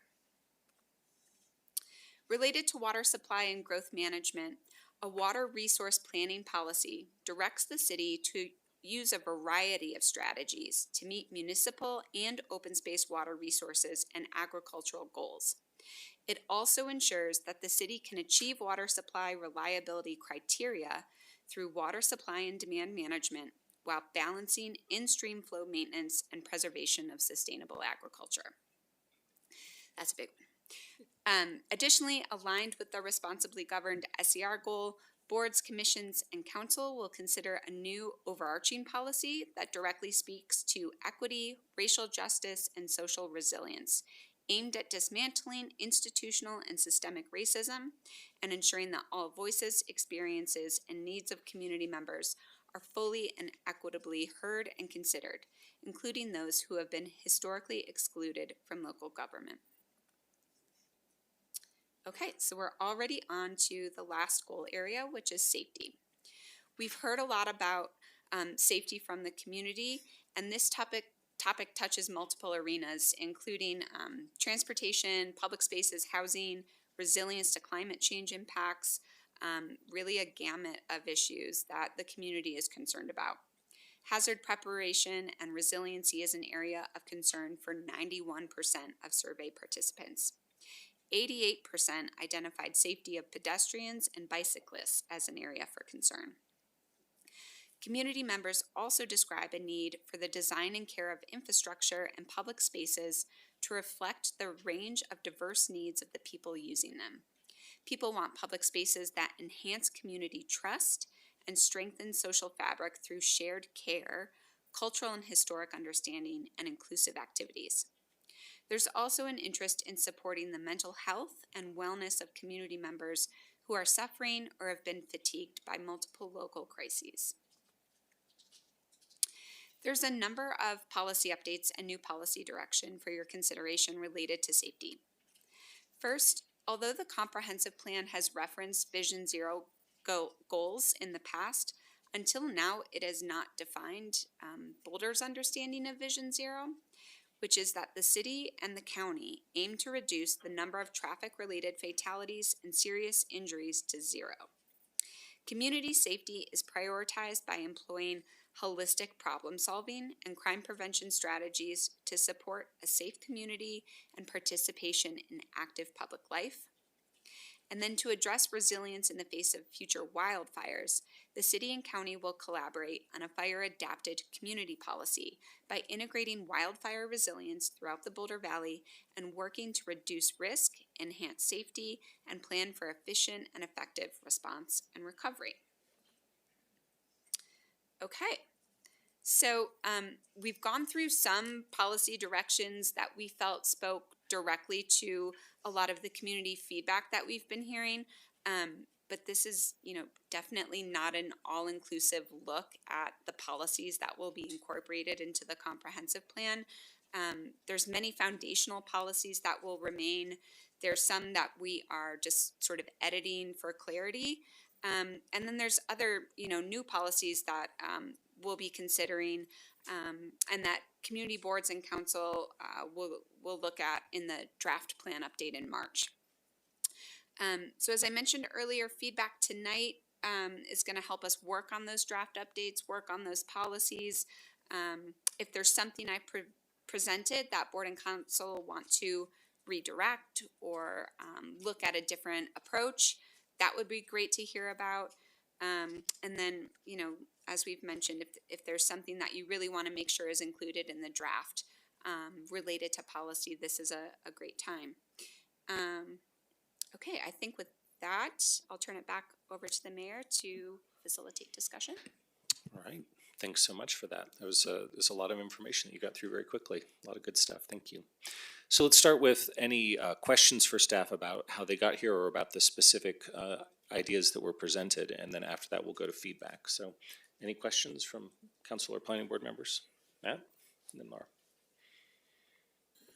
Thank you for that review.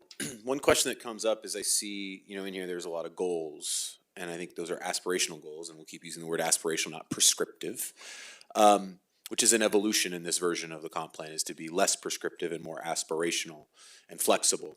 But when we state goals, usually it's because we have a baseline from which we're trying to achieve something, in which case you wish to measure that success. And so I'm kind of wondering, if we've got goals and we have these draft policies, is it here and or where do we go about measuring success? And some of this seems, further down the pipeline, like I see transportation safety and Vision Zero. Well, our Vision Zero action plan is what defines that success. But not everything that has a draft policy or in here has such a well-defined document and example of where you can then go to find those measures. And so I'm wondering, if we're going to do this in the comp plan, how do we make sure that all of those goals and thus draft policies have their corresponding documentation and work from which we can then measure results and success? Yeah, thanks for that question. For each of the SER goals, we have collected a lot of baseline data and did a lot of existing conditions work in that phase one. And that information is all available on the comprehensive plan website, which is boulderfuture.org.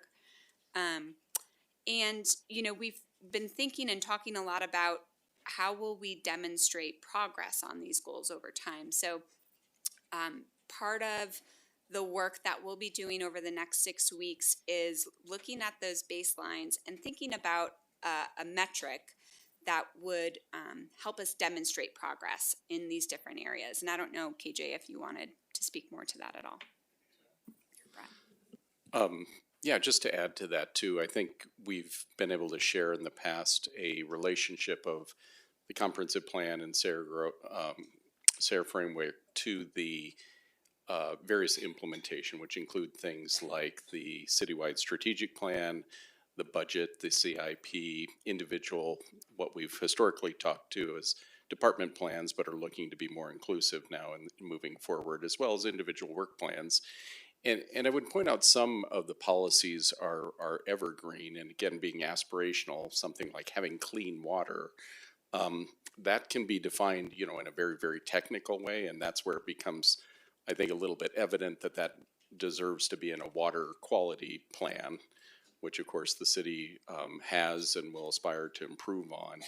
But by having those goals or rather policies that say this is our vision, this is the policy, we're setting up a framework by which you all can make priorities in the future through your prioritization, through the strategic plan, and through all the other mechanisms we use.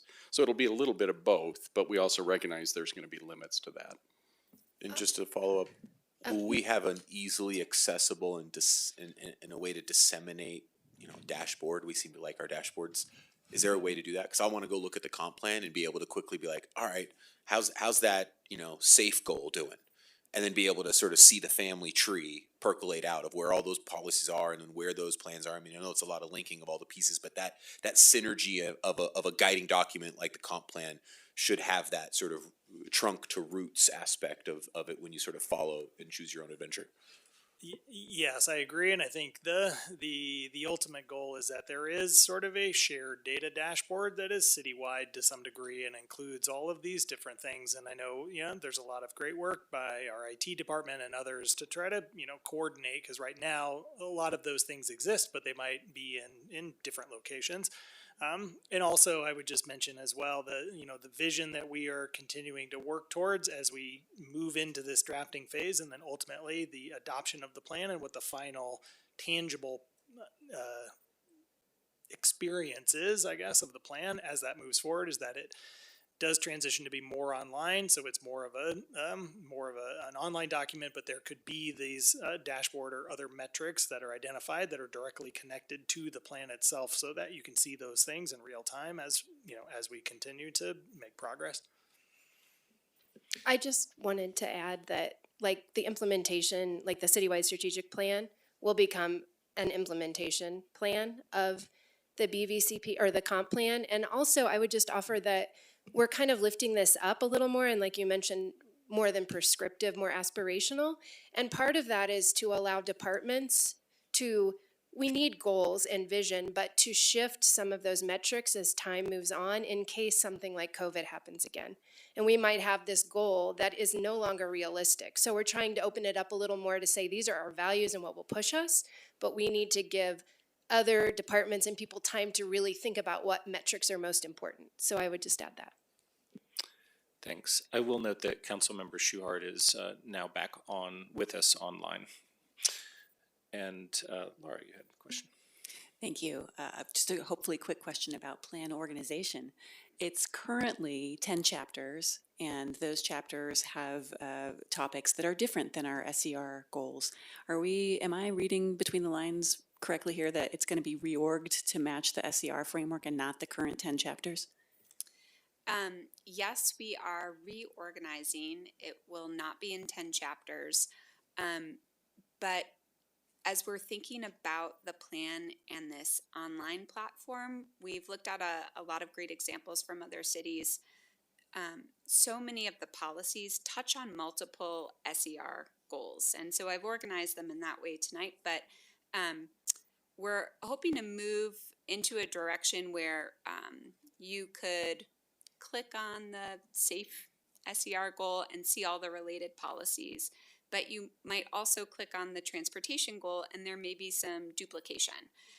So again, we're working towards a more navigable comp plan.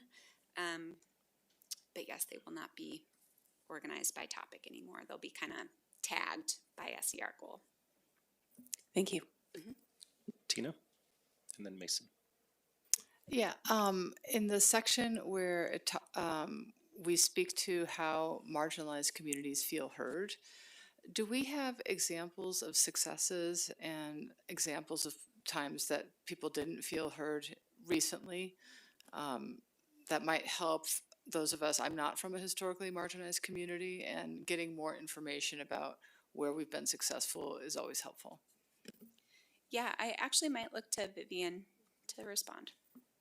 Sure, I can give one concrete example. So we met with local Indigenous peoples in the last couple months, and there was a frustration amongst people who are Indigenous locally who are not registered with federal tribes, for example, and cannot participate in that process, but live here and would like to engage more meaningfully, but don't feel like their voices are lifted up in broad engagement. So that's one example.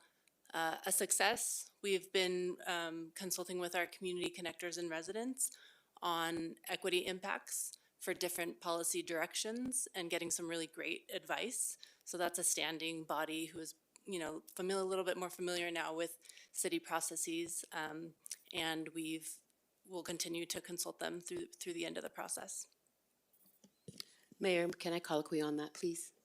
Thank you. Thank you, Tina, for that question. Because I actually had a question about the statistically valid survey.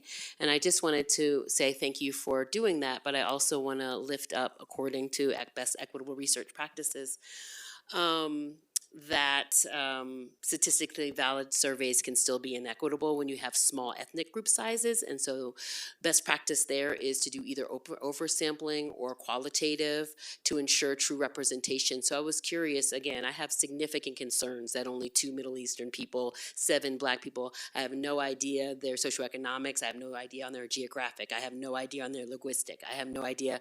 It is very concerning to hear the word equity used so deeply, and then to see this erasure and this underrepresentation is very, very troubling. So I'm just curious if there was any oversampling, particularly for those small ethnic groups that were not, air quotes, statistically significant. Thank you. Oh, I don't know if you have the data, but we do have Erin Caldwell, who was our consultant from Polko, on the line on the Zoom. So I wonder, Erin, if you could speak to the sampling.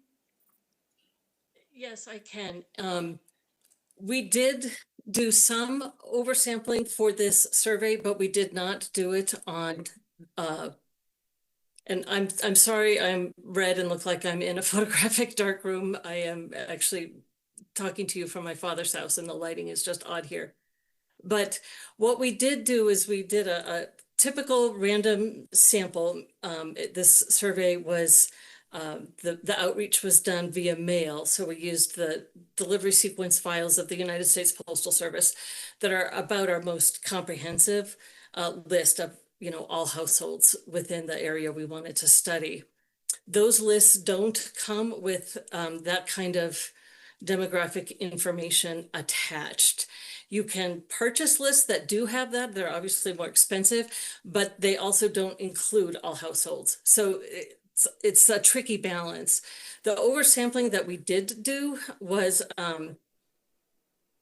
we always, within those lists, we oversample the multifamily houses, meaning those on the list that have a unit number versus those that don't, because those do tend to be the types of housing where we'll get under response and where those that are harder to survey may reside.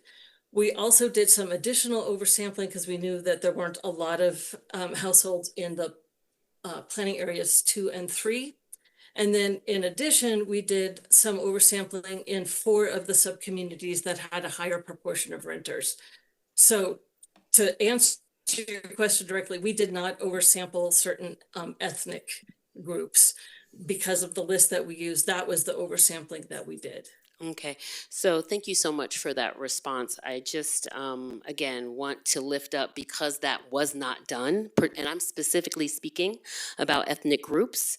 Unfortunately, that means that, the significance of the data that was performed or provided is not as reliable, and it could potentially mask some of the unique issues, as well as fail to capture meaningful differences and forcing reliance on broader, less specific categories that hide diversity and experiences. So I'm wondering, since this is only, we still have some more time, if there are opportunities. Again, we have the community connectors, and that's such a valuable resource. And I would just hate to know that we have people who are connected to the people that we need to hear from, who talk to them all year round, and yet for this very core foundational document have not been engaged in this way. So I'm hopeful that we can rectify that. Again, I'm sorry on the long colloquy, but I've heard the word equity used and it makes my ears burn when the science is not backing it.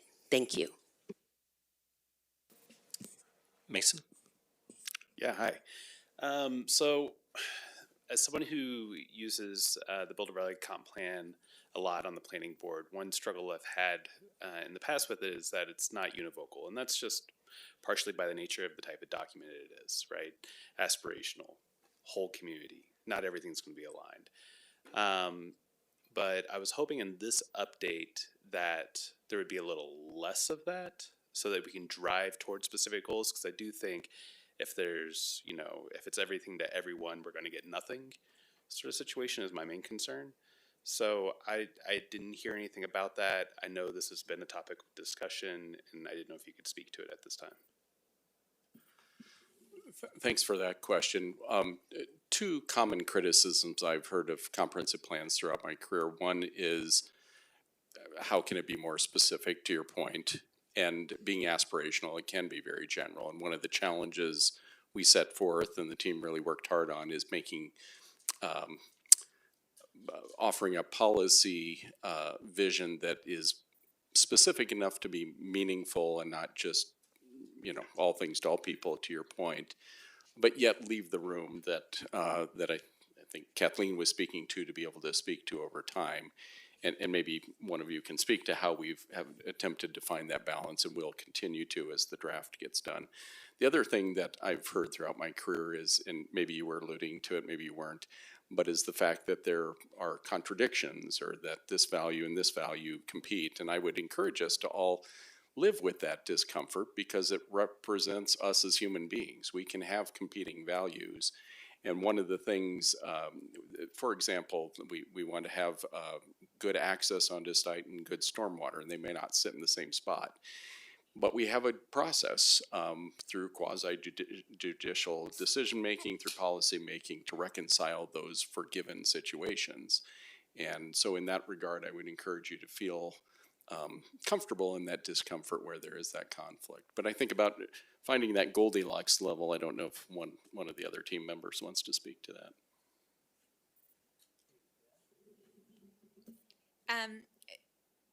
I do think in a lot of the revisions and our approach, we're trying to be maybe more direct and more clear about the intention of policies than some of the more historical policies. So really coming forward and saying, we want to increase the housing supply in Boulder. That's not come through in the prior iteration of the comprehensive plan. So I do think we are making some important tweaks to be really direct. It's good to hear. Mark, Councilor. Yeah, there was just one question in the poll that I found either incomplete or it just bothered me a little bit. And that was the questions about Area 3. When we asked those questions, did we at any point discuss water sufficiency as a consideration in doing that? And was there any conversation about the infrastructure costs, which have been identified as $600 million to $1 billion? I think those facts might have had some impact on the responses, which in themselves were not too robust. Yeah, thanks for the question, Councilmember. We did not provide a lot of background context related to all of that in terms of the survey questions. We wanted to keep them, of course, very clear and simple in terms of people being able to provide a response. We completely agree, though, that that information is absent of that context, and so we recognize and understand the sort of level of appetite in the community to explore that further would need to be further discussed as part of the conversations that we'll be having with you, not only on the first step of that process, which was that urban services study that identified the infrastructure costs, but also this next step, which will be coming after the first of the year, to consider community needs and whether or not that actually represents a need that is of a high enough priority that we should continue to go down that road and explore that process. So this is just one piece of information that kind of goes into the mix for us to continue to think about and carry forward to all of you. Okay, as long as it goes back into the mix going forward. Absolutely. Thank you. Kurt? Thank you. Getting back to this question of the trade-off sort of between being aspirational in the policies and being more specific, was there any consideration given to the possibility of erring more on the side of greater specificity, but also thinking about the amendment process for the comp plan and making it more nimble so that if a pandemic comes along, for example, we're not stuck waiting for the next 10-year cycle, to come around. and therefore allowing us maybe to be more measurable, as Matt was getting to. Was there any consideration of that? I think, Sarah, it was, you were the one saying, oh, you know, we need to be, we need to be able to deal with these kinds of the events that come along, but couldn't that happen potentially in the amendment process? If you have an example of when it would be valuable to have specificity, that I think that would be really helpful for us. On the amendment procedures, amending the comprehensive plan is a process that is agreed to in the intergovernmental agreement. It's the amendment procedures are an attachment to the IGA. And so we will, as part of the adoption process, be looking to renew that IGA, and we are revisiting those amendment procedures and reconsidering the best ways to think about amendments in this next iteration of the comp plan. So yes, looking at that. Got a question from Ryan, and then I'll go to ML. Thank you, and hello again. And just to dispel any mystery, I left the room because my wife said I had a kid had a nosebleed that wouldn't stop and needed help. And anyway, it's resolved. So thanks for accommodating me here. I have a couple of sort of real high-level procedure questions. Earlier in the evening, I had referenced the categories of transportation and housing as are in the previous BVCP, and I'm just wondering, today we're reflecting on the map and the survey feedback.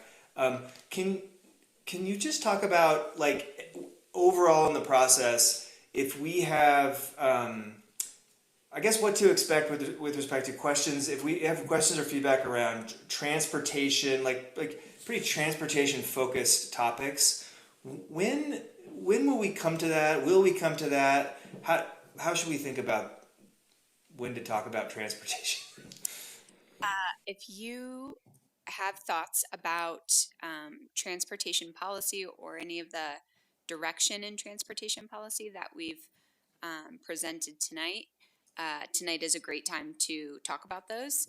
In our next section of the meeting, Tess is going to speak to how we are more closely tying our land use and mobility expectations related to the land use map. But yes, if you want to talk transportation policy as it's related to the comprehensive plan, tonight's a great night to do that. Okay, so and thank you for saying that. And my, I guess I did have some land use thoughts too. They're not exactly responsive to the questions that are being asked to us here. So I don't want to insert opinions about transportation and land use where they don't belong. But I think what I'm hearing you say is, if we have thoughts on transportation and land use, just have at it in the next part. Is that what I'm hearing? We're doing questions right now, and then we'll get to comments next. And I would encourage folks generally to point your comments at the policies and the direction that staff has been presenting, rather than kind of making them fully general. But if you have a couple of additional thoughts at that time, you're welcome to throw them in. Thanks, Mayor. Right. So I'd like to be responsive to what staff's asking for tonight. So my question is there another time in the future in the process where we should expect to I don't know, be coming upon those topics again? I guess I'm looking for a map of, like, what are the future conversations after today? Maybe that's my question. Yeah, Councilmember Shahard, this is Brad Mueller. What decisive moment will be in March when the draft is put together, but I'll also say, kind of to this point of specific items which might be more in the realm of strategy, that's really going to be back to those implementation techniques of the citywide strategic plan, of individual department or theme plans, in this case mobility, that will be part of an ongoing process into the future that is informed by these broader policy aspirations. Okay, so I suppose I'm still trying to get at if we just have sort of like medium level feedback on like here's some design ideas I would like for consideration. I think what I'm hearing you say as well, staff's kind of implicitly working on that as they go. There's not really a time you're going to be asking for that, so. I think I heard. Yeah, I'll give this a little thought, but perhaps in the comment section, I'll just try to distill what's on my mind. So thanks for that. That's all I have. Sure, and just one quick addition too, along with that specific conversation around the draft, we recognize that council members and planning board members will provide, comments in writing as well, so there'll be opportunities. Great. Okay, I've got a couple more questions queued up. We still need to give feedback. We have half an hour left in this segment, ideally, so if we can be efficient, that would be great. So I got, again, but let's get through other people's first ones first. I got ML and then Nicole. This is kind of a follow-up. We're the little planning board contingent here concerned about the aspirational nature of the BVCP, because when we're in deliberations, the BVCP becomes one of the accountability, the means for accountability that we use.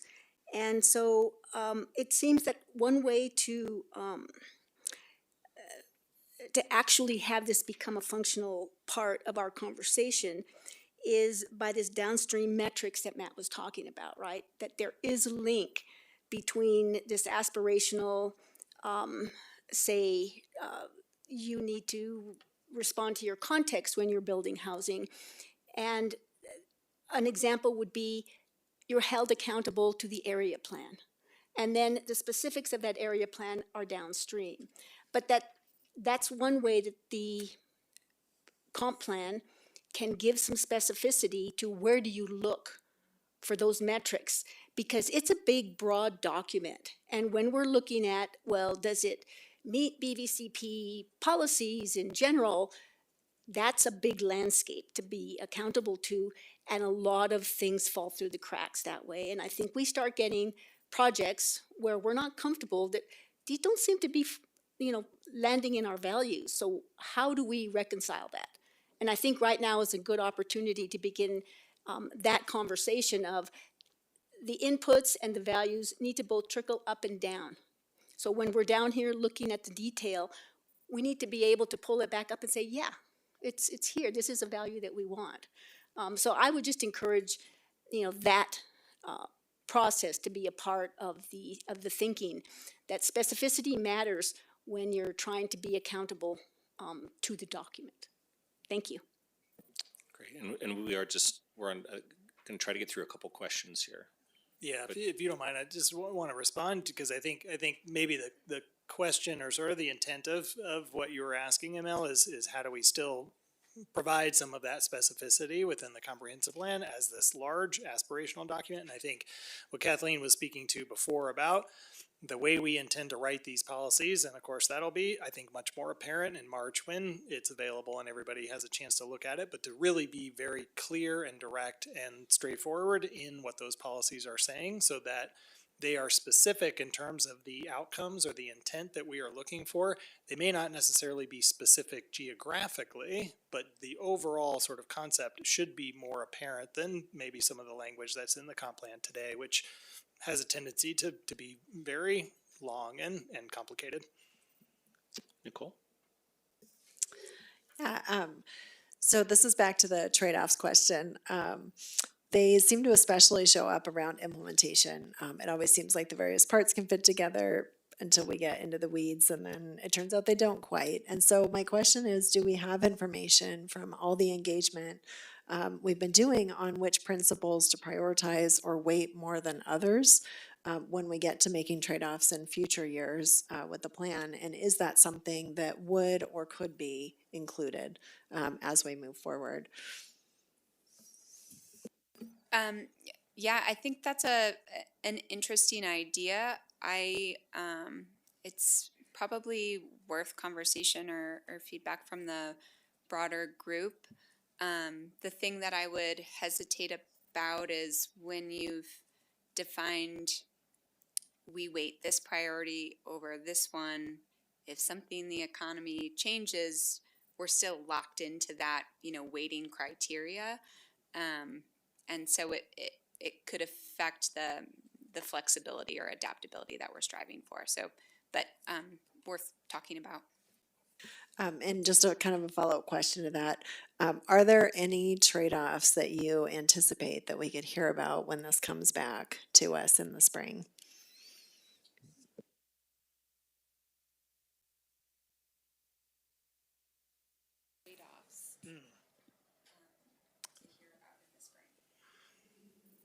I think you've stumped us a little bit because, I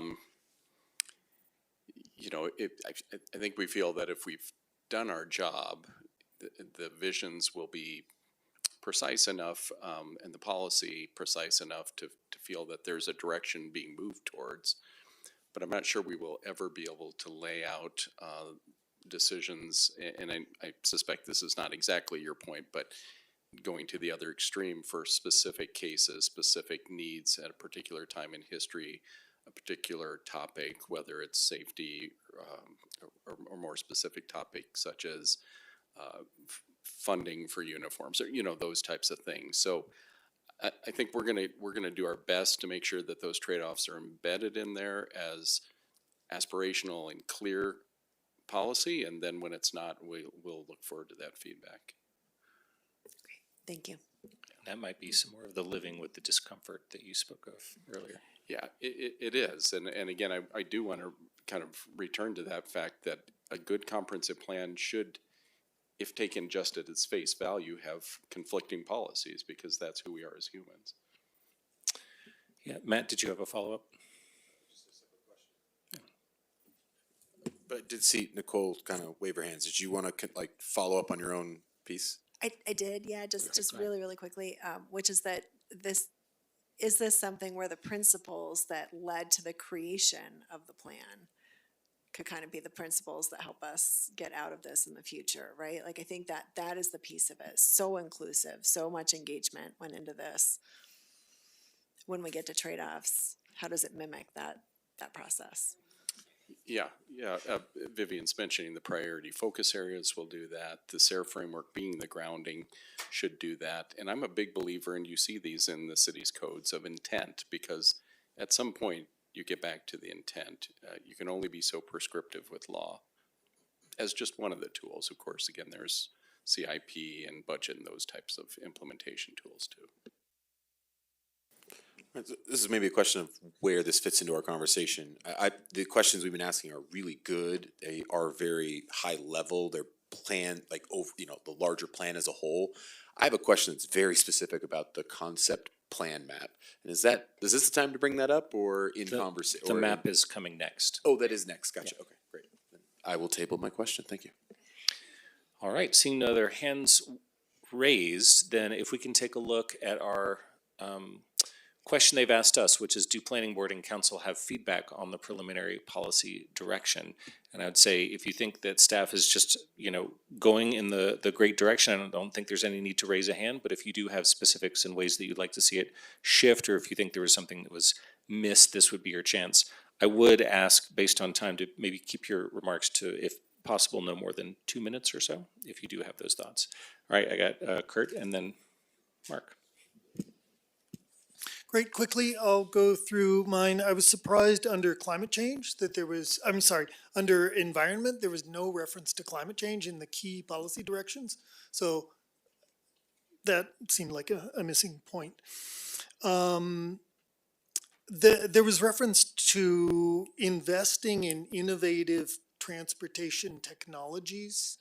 And I think that may be true in some cases, but I think that there are a lot of really basic transportation technologies like sidewalks that we should be putting more investment in.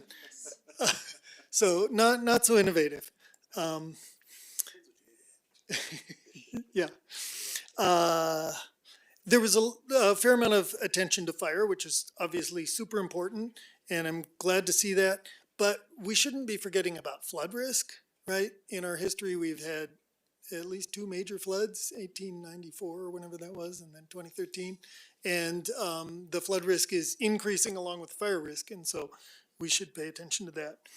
And last, on the responsibly governed piece, I think certainly both planning board and I know city council and the community have been very focused on how do we make city processes more efficient, and uh, uh, in conjunction with that, how do we more efficiently use the people's money? And so I'd like to see more focus on that. Thank you. Mark? First, I want to say ditto to Kurt's comments. I thought they were very good. This is where I start to get in trouble. Um, continue to get in trouble. I have a problem with the concept of a policy that says we're going to prioritize moving people over moving cars. We still have a very robust amount of vehicular traffic in this city, and as everyone knows, our streets are not in good shape. So I think not even putting those two items in parity is a tremendous mistake. And we just passed a CCRS extension, and some of that's going to go for road maintenance. We have a new transportation fee, and some of that's going to go for road maintenance, or a good portion of it's going to go for road maintenance.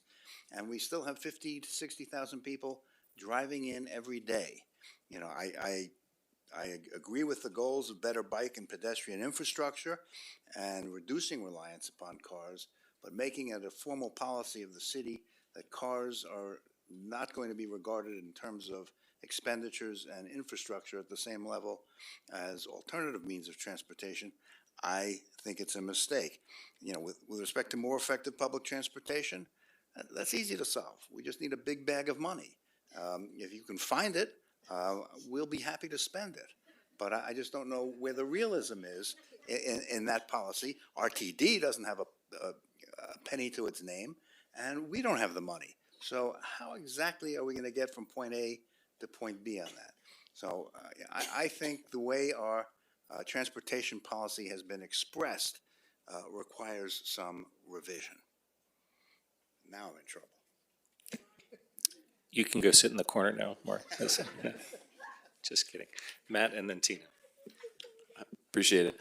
So I've got two questions. I'll try to be brief, or comments / questions. First is with regards to the proposed land use map. I see that we've called out specifically university. Then we also have civic hub. We're getting to this next topic. Section? I thought we just said we were talking about the map just now. We've got a whole presentation. Next after that. We got a whole presentation, yeah. A whole nother, that didn't seem like it showed up on that. Okay, my bad. Then specific policy questions, then I guess I don't even know where my next one fits in. This would maybe be regarding agriculture. So something that seems to be kind of missing a little bit is we talk specifically about sustainable and regenerative ag, but nowhere do we talk about the aspiration for it being a thriving and or economically strong ag community, because those are important too. And so it's not just about the practice of agriculture in terms of is it sustainable, is it regenerative, but are the entities practicing ag in a thriving state? And those policies might be a little different.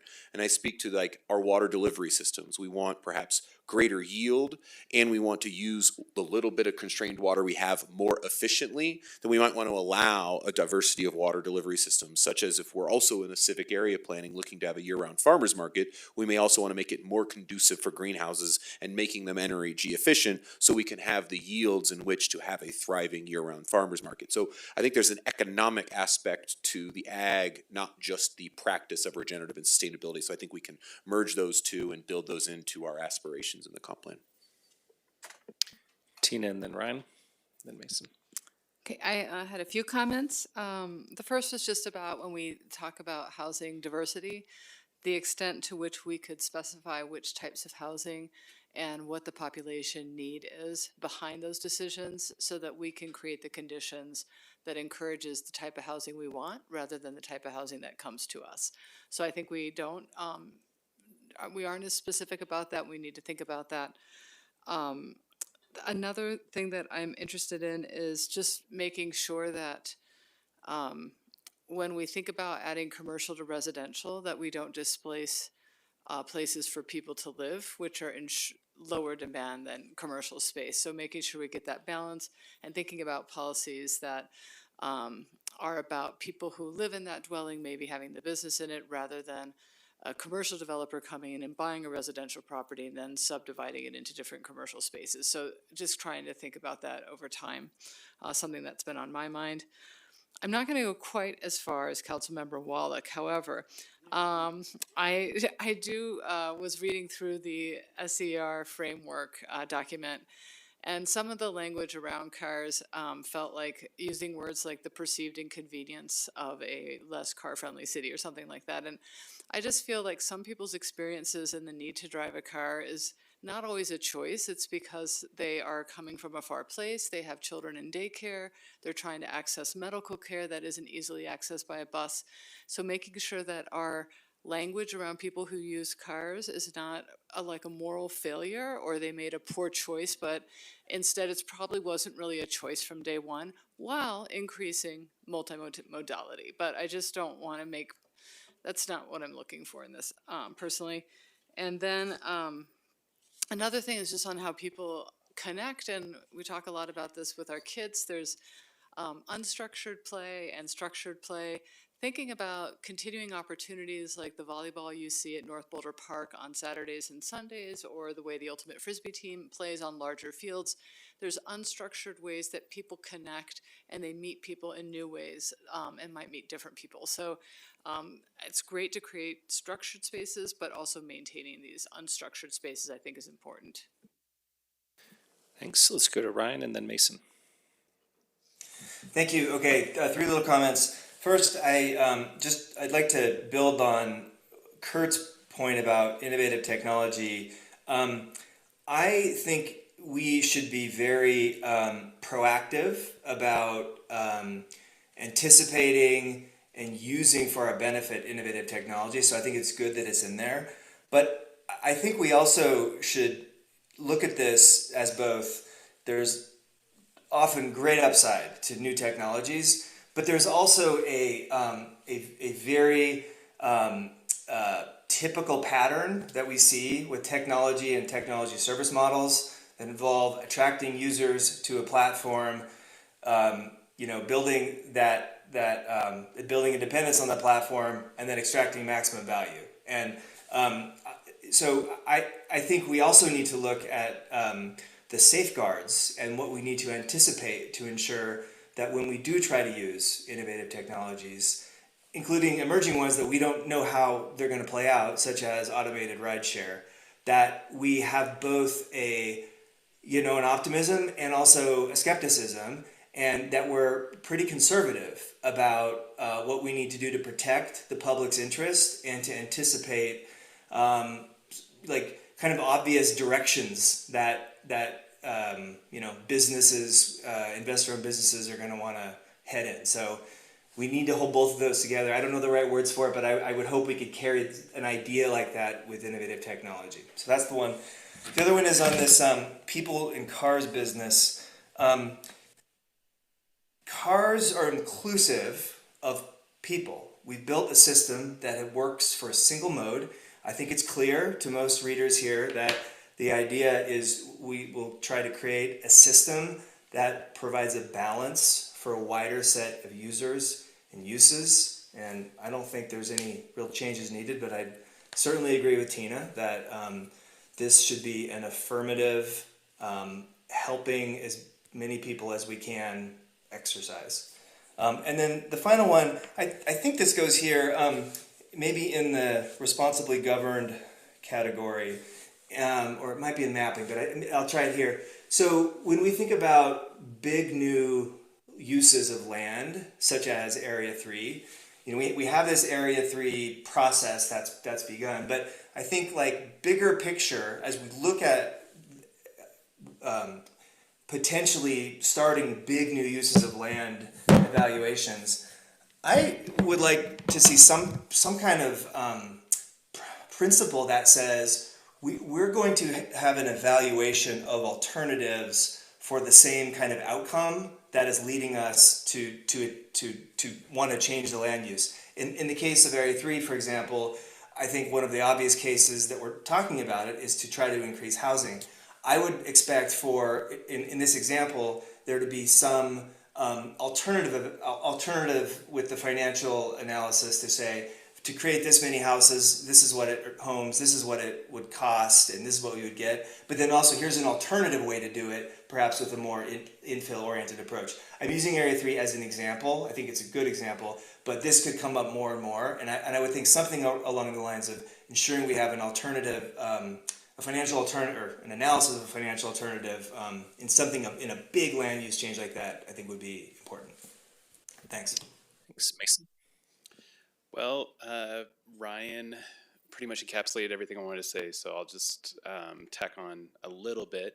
Completely agree that the transportation policy is good as it stands. I agree with Tina's comments that the rewording could be done. And the only additional comments I had is that I think it's required for 15-minute neighborhoods to work, and I think it's required for being a more equitable city. So I'll keep it short. Thanks, Nicole. Yeah, just a few comments, some more specific and then a little bit more general. One is around this focus area of public transportation, right, and how that came out as something that people would like to think more about. I would love for us to think about public transportation a little bit more outside of the box and to kind of build this in a way that recognizes there may be opportunities that we don't have a model of yet right here in Boulder. I think about Ride Longmont as a really cool model of how you can do a public-private partnership to get to a rideshare that can replace single occupancy vehicles. And then I also just think about self-driving cars and how these are emerging in other cities, right? It doesn't have to be that we think about public transportation the way it's always been with these big buses running around our town in specific routes. And then I think this one interesting theme I see emerging in a couple different areas is around using small pockets of space that is otherwise designated for, say, using some of our agricultural land for workforce housing for agricultural workers, using areas, a residential area for a little bit of commercial space. And I think that's just a really important principle for us to keep pulling out. Flexibility and adaptability is so important. And just in the last 5 years, we've seen how crucial that is and how quickly our worlds can change almost overnight.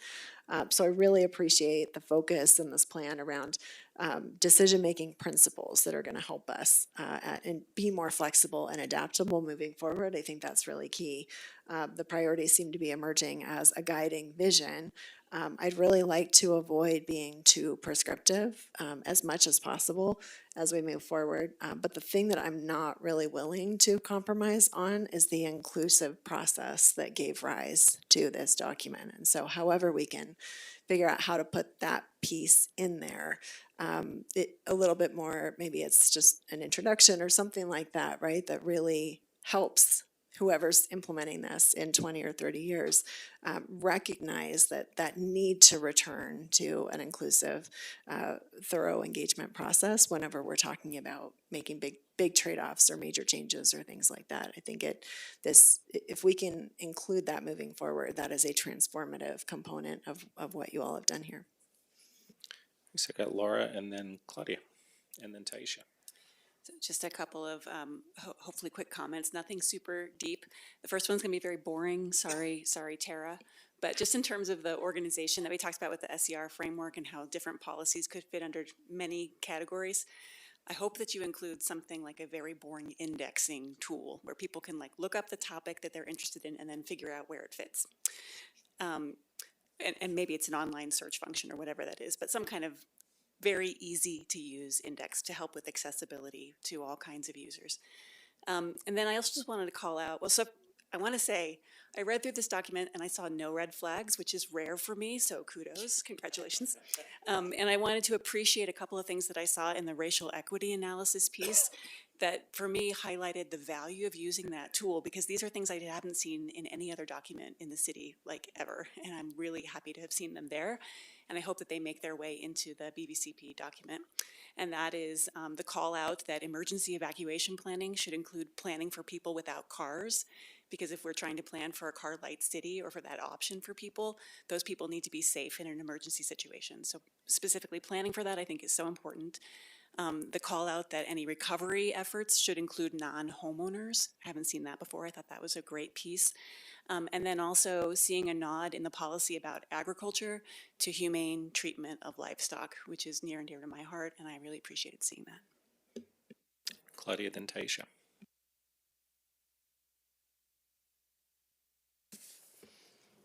Okay, I'll try to be quick. Overall, I think the direction we're hearing tonight is great. It's also really good to see broad alignment between community sentiment in the survey and what I understand as evolving best practice in the planning world. I just want to call out a few pieces of these policy proposals that I think are important to keep or to lean further into as you're drafting. First, on transportation, I do appreciate the emphasis on moving people rather than vehicles. I'm going to be on team people here. Mode shift is a really high level and long-term equity, community building, and climate strategy. And I think acknowledging that in the BVCP will help us to continue with that really long-term generational project. I think it's totally clear that some people will still move in cars, but I think it's important to use this platform to name cars as a mode rather than the mode of mobility in our settlements. On environmental sustainability, I was really excited by, and I also am somewhat wary of this concept of nature everywhere, that policy that you're proposing. I think that could support some really huge steps towards green building and urban design. It could also in some forms prop up a status quo of right now what is largely privatized and or token nature in the city. So private yards, setbacks, difficult to maintain rights of way, etc. And so I hope that the direction that you take here continues to, first of all, really affirm a distinction between urban and rural open space. I think that's something that the comp plan has always done well. But also as we bring nature into the city to really emphasize creating more larger public natural spaces and experiences versus these kinds of patchwork private instances that we have in the city right now. For healthy and socially thriving, for that goal, I just want to call out social infrastructure. I'm so happy to see that concept in the plan. No more to say there. Thank you for including that. And then for the housing policies under Livable City, 2 points. First of all, I really appreciate that you are naming housing supply, housing diversity, and housing affordability as separate and somehow yet related issues that require action. I think when we conflate those three things, as we often do, we get into trouble both when we try to design policies and then when we communicate with the public, because those are really big, difficult, and controversial topics. So I appreciate that you are talking about them separately and putting that clarity in the plan. And then second, with regard to housing diversity in particular, and I think echoing Tina's comments here a bit, is it possible or appropriate to write policies that explicitly encourage, rather than simply allowing or acknowledging, particular forms of housing? So for example, we've got a lot of survey data and discussion about small multi-unit buildings. And I know that we're trying to stay high level here in the comp plan, but if there are types of housing that we really want that we do not have in large supply right now, is it appropriate to call those out in the plan? Thanks. Thanks, Taisha. And then Thank you very much. I will be fast. I too am very excited about the agricultural component, and I was curious if there's opportunities to expand and break the silo between agricultural practices and food systems. So would love to see a stronger integration there. Would also love to see a connection with the restaurants, considering that food and labor are their most expensive costs. I feel like the conversations we've had have been exclusively on labor and not on food. We have 16,000 acres of agricultural land, so would love to just see a stronger connection and call out to our restaurants in that section. Love the housing solutions section. Had some concerns on the focus on housing only for the people experiencing homelessness when we know the research says housing first with da, da, da, da, da, da, da. So just it's included in the second section of the thing, but it's not included in the actual policy statement. And so making sure that we're tying the need for housing with the need for mental health support and drug addiction and right the whole suite of what the research is saying and not just one component. For biodiversity, would love for us to consider a move away from the term enhancement, considering that we are both aridifying and humidifying as our climate has changed. It's not changed, it has changed. And I would love to introduce climate benefits as a term and language for us to consider how is whatever policy we're doing benefiting the climate, not just enhancing, right? Because we're working from a deficit. For the fire adapted city, love that one. Would love again to see a stronger connection to watershed and forest health, as well as more regional collaboration, recognizing that 3 of our watersheds are outside of our city limits and are actually managed by other people that are not in this room right now. And so would love to just make us more explicit call out for the need for more regional collaboration. It actually refers back to my comment around the 15-minute neighborhood, right? Our water comes from farther than 15 minutes and would love to just see a more regional call out there. 1, 2, 3, 4. And then I'm back on equity. I don't see any racial justice in that current draft. Again, as a equity specialist who's been doing this work for 30 years before the word equity was even created. I also continue to have concerns on the focus on access and representation and not a sufficient amount of concern on the quality of the experiences and the actual outcomes.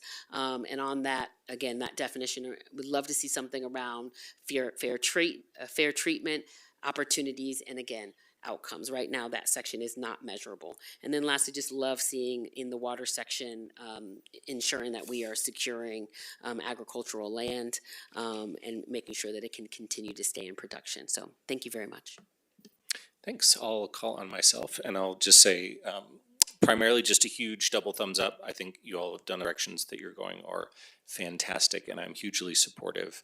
And I thought you did a fantastic job of incorporating the survey and the community engagement with urban planning best practices and then are heading us into some fantastic directions. Claudia, I thought your summary of areas to lean into was a good one. I thought those were a great set of things to thumbs up and make sure we go full in on. I'll just make one specific comment, which is about the commercial uses in residential areas.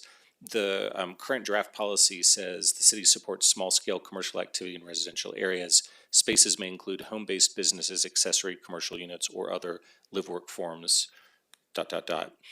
Just, I thought, Tini, you made a great point. We don't want people tearing down homes to build commercial spaces, but we do have existing commercial spaces in residential areas that currently have very limited uses allowed in them.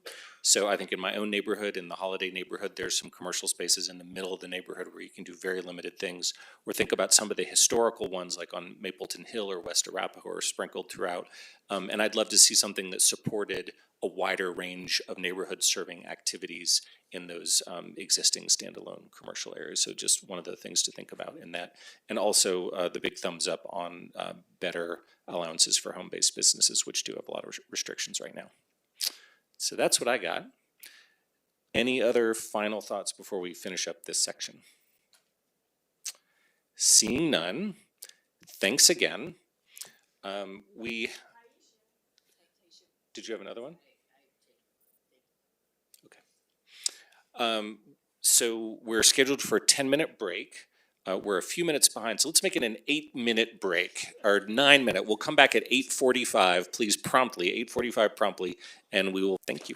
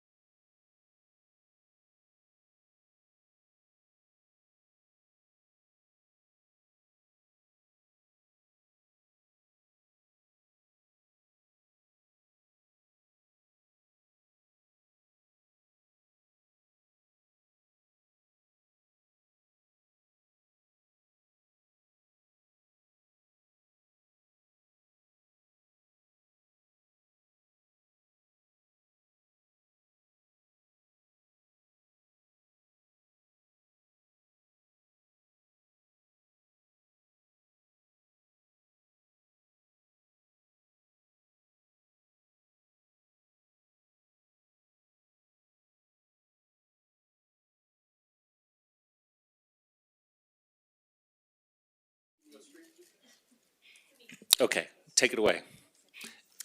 And maybe you just introduce yourself to get us started. Yes. Hello, Planning Board and City Council. My name is Tess Shorn, and I am a planner on the team. And I'm excited to share with you the latest updates to our future land use strategy. So before I get started, here are the questions we'll be asking after the presentation. So just to make sure, they're about the same as the policy, just about the future land use. So first, the Boulder Valley Comprehensive Plan has two major components. There's the policies, which you've heard about earlier, and then there's the future land use map. These things work together to help make the city make choices about projects, investments, programs, and how we collaborate with the county. In this part of the presentation, we will be focused on the future land use map. First, let's just review what this map does. It is meant to describe a desired future vision for the community. It guides zoning decisions, and it is used as a reference for any development projects that go through the site review process. These projects must be consistent with the land use map and with the policies of the comprehensive plan. All this means that it's really important. It's a really important tool for shaping how the city evolves and how it will look over time. Before we get into the details of the future land use map, I want to provide a comparison between future land use descriptions and zoning, as they are often and easily confused. Future land use is aspirational and describes the vision for an area over a 20-year horizon. It may or may not be the same as what is on the ground today, and it informs future zoning and development decisions. This future land use does not automatically change zoning or existing land uses. It is meant to guide future decision making. On the other hand, zoning is a legal property right, and it establishes specific dimensional and use-related standards that must be followed. It regulates the allowed uses, building form, and intensity of development on that particular property. So now that the difference between the future land use and zoning has been explained, we will get into the goals for these potential revisions. First, we wish to reset expectations that the map describes the future of Boulder Valley. Historically, there's been confusion surrounding this map, kind of about whether it should represent existing or future conditions. Second, we wish to plan for places and right-size the map.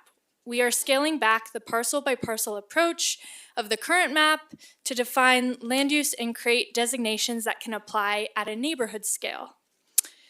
Thirdly, we are working towards unique definitions that attempt to remove a lot of the ambiguity between the current designations and allow for different mixes of land uses instead of separating areas and properties by very limited uses.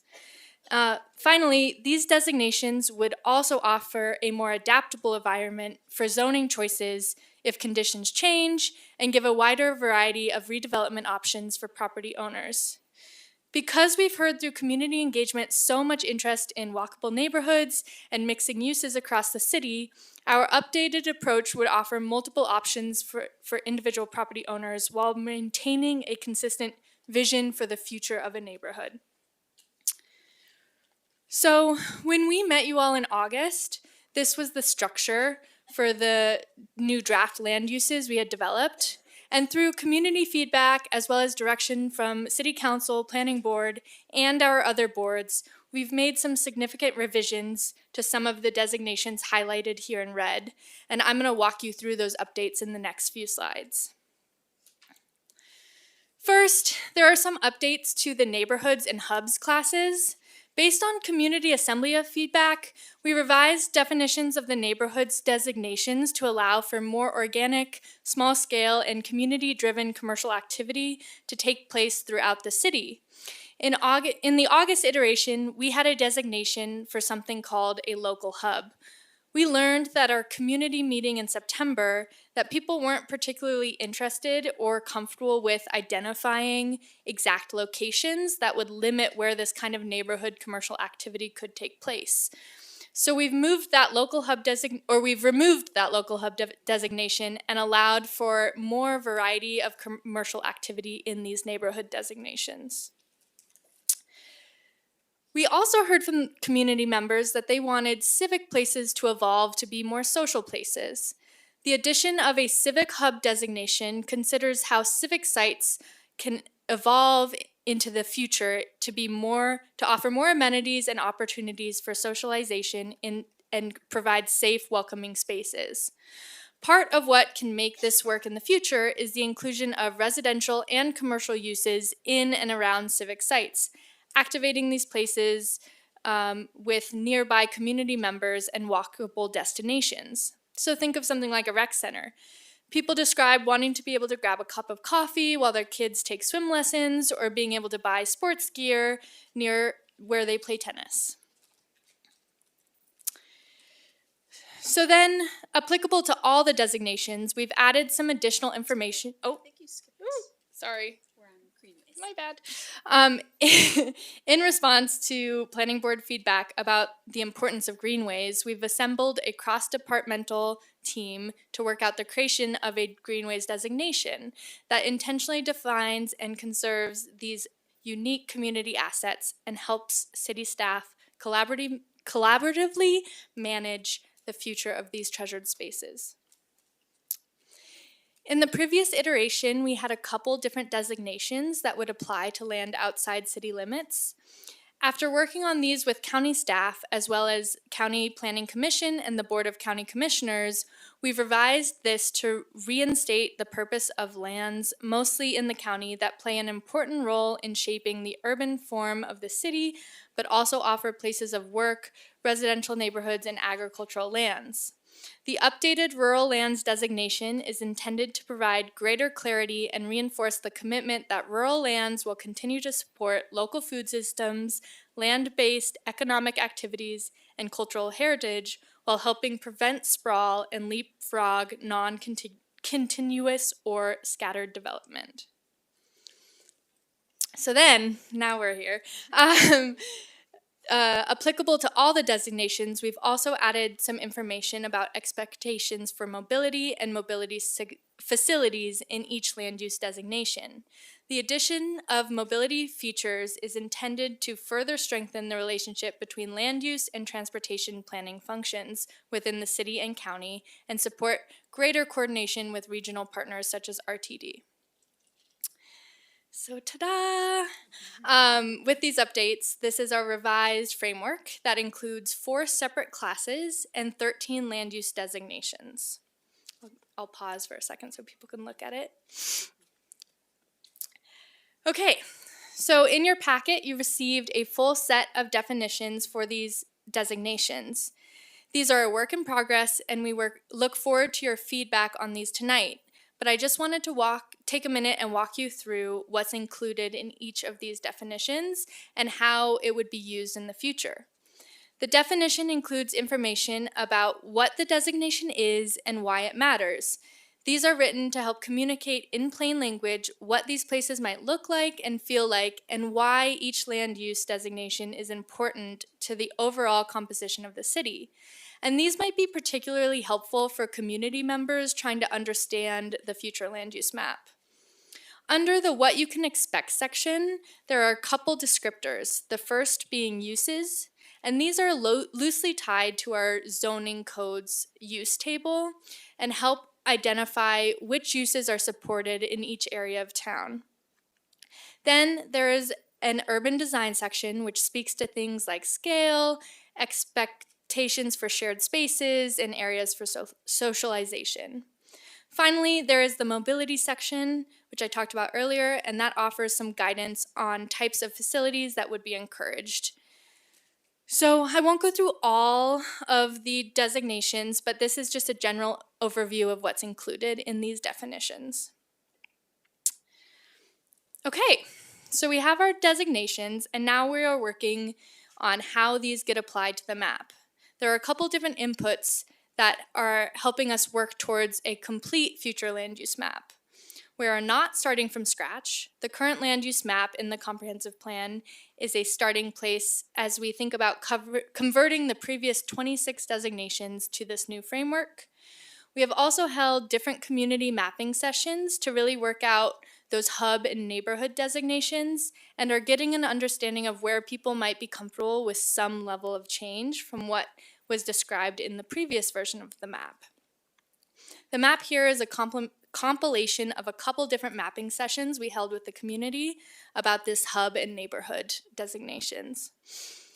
We are also doing an analysis of other layers of information, like floodplain and wildland urban interface and transit corridors to help align land use with our updated policies.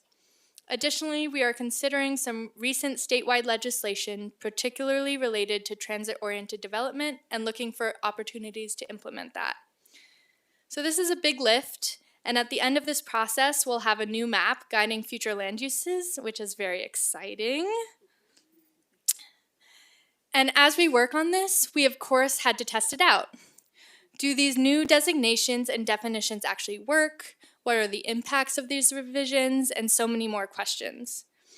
These are all questions we're currently working through, but our early analysis indicates that the updated framework offers some benefits, including more clearly describing a vision for the future value, indicating key centers of activity like regional and community hubs, while communicating which lands will be reserved as community assets, such as open space. It defines a unified vision for areas at the neighborhood scale while offering a variety of choices for redevelopment at the parcel level. It expands opportunities for diversifying housing and business locations throughout the city. It distributes opportunities for change more equitably across more areas of the city. And finally, it outlines a vision where land use, mobility networks, and policy direction are all planned together in concert. Like I mentioned, this is a work in progress. That is by no means the final map. There's a lot of revisions, a lot of changes. We're working on some stuff. We are currently working through a lot of things, including defining the greenways. This is a totally new land use designation, so we are working with utilities, parks, and OSMP staff to find the most appropriate method for defining these spaces on the map. We are also going back through a lot of community feedback and considering recommendations from the Assembly to nail down the best locations for our hub designations. We are working with transportation staff on aligning future land use with planned transportation facilities. We've received multiple land use change requests from community members that we are evaluating. And then finally, we are modeling potential outcomes of the land use map to understand how the map might influence things like GHG emissions, housing units, population, water use, and many other metrics. We want to make sure this is a science-backed process as much as it can be. Okay, so that's it. I know that was a lot in a really short amount of time. But it's all moving in a direction we feel has been supported by community feedback, and we look forward now to your feedback and the discussion tonight. And now, Mayor Brockett, I'll turn it back to you. Thanks so much, Tess. Great presentation and exciting direction. I'm glad you also find this exciting because I'm really looking forward to this as well. All right, so questions for staff about the updated land use map. Claudia. Tess, would you be willing to put that draft map back on the screen, please? And I do understand it's a draft, but I have a question about kind of the status of this draft. So by my reading of this, it seems to show primarily current land uses. There's new categories, there's fewer categories, but just from my quick review of this, it looks to describe what is basically currently happening in the city. Am I reading that correctly?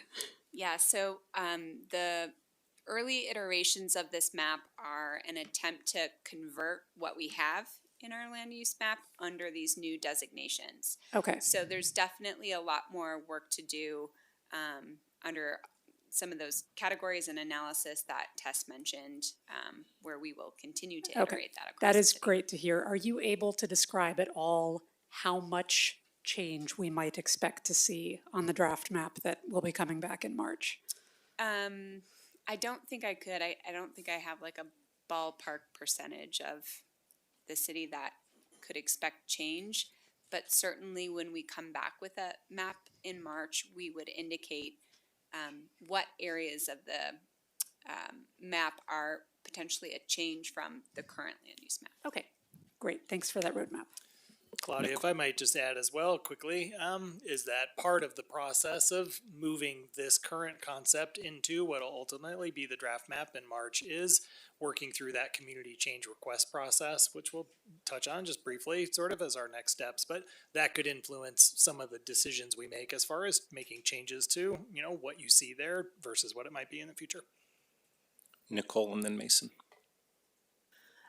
Yeah, thanks for the presentation. I just have one really specific question around the rural designation. You mentioned land-based economic activities in there. That's starting to mean some different things at the federal level, and I'm curious, just what does that mean here? Like, what kinds of things are included? I know you said like things that the county permits and stuff like that, but does that include something like any kind of extraction based, like mining or something like how do we clarify that, right? Yeah, that's a great question. I think the wording of that was an attempt to maybe speak to what Councilmember Benjamin highlighted earlier, that agriculture is a business in this community. And so, but that's a really good note that it could be interpreted differently. So, yes, thanks. Mason, then Kurt, then Matt. Thank you all very much. Great presentation. And I am super excited for this section. So, the neighborhood, again, knowing this is all draft, I do see that we have, you know, primary use, supporting use. I just want to make sure that I'm reading this correctly. Does this mean when I see supporting for commercial, and this has been a big topic all night about having commercial and residential areas, does this mean this is an allowed use? Even if it's just in supporting and it's not primary, it is an allowed use?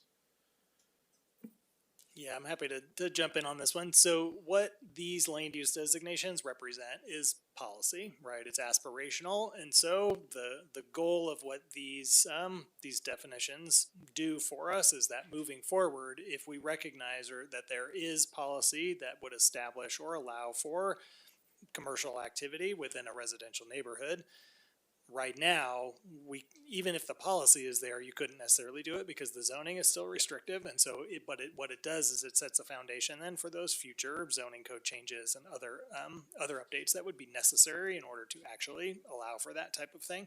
But the difference that we've attempted to try to do to describe between those primary and supporting is really to give community members and all of you a general depiction of what you can expect as far as what are the primary uses you would typically see within that particular land use designation. But then there is all of those other supporting uses that could also occur and would be supported as part of that vision. So, sorry, I could have been a little more specific. So, if in use review, this comes up, this would support that use, long and short.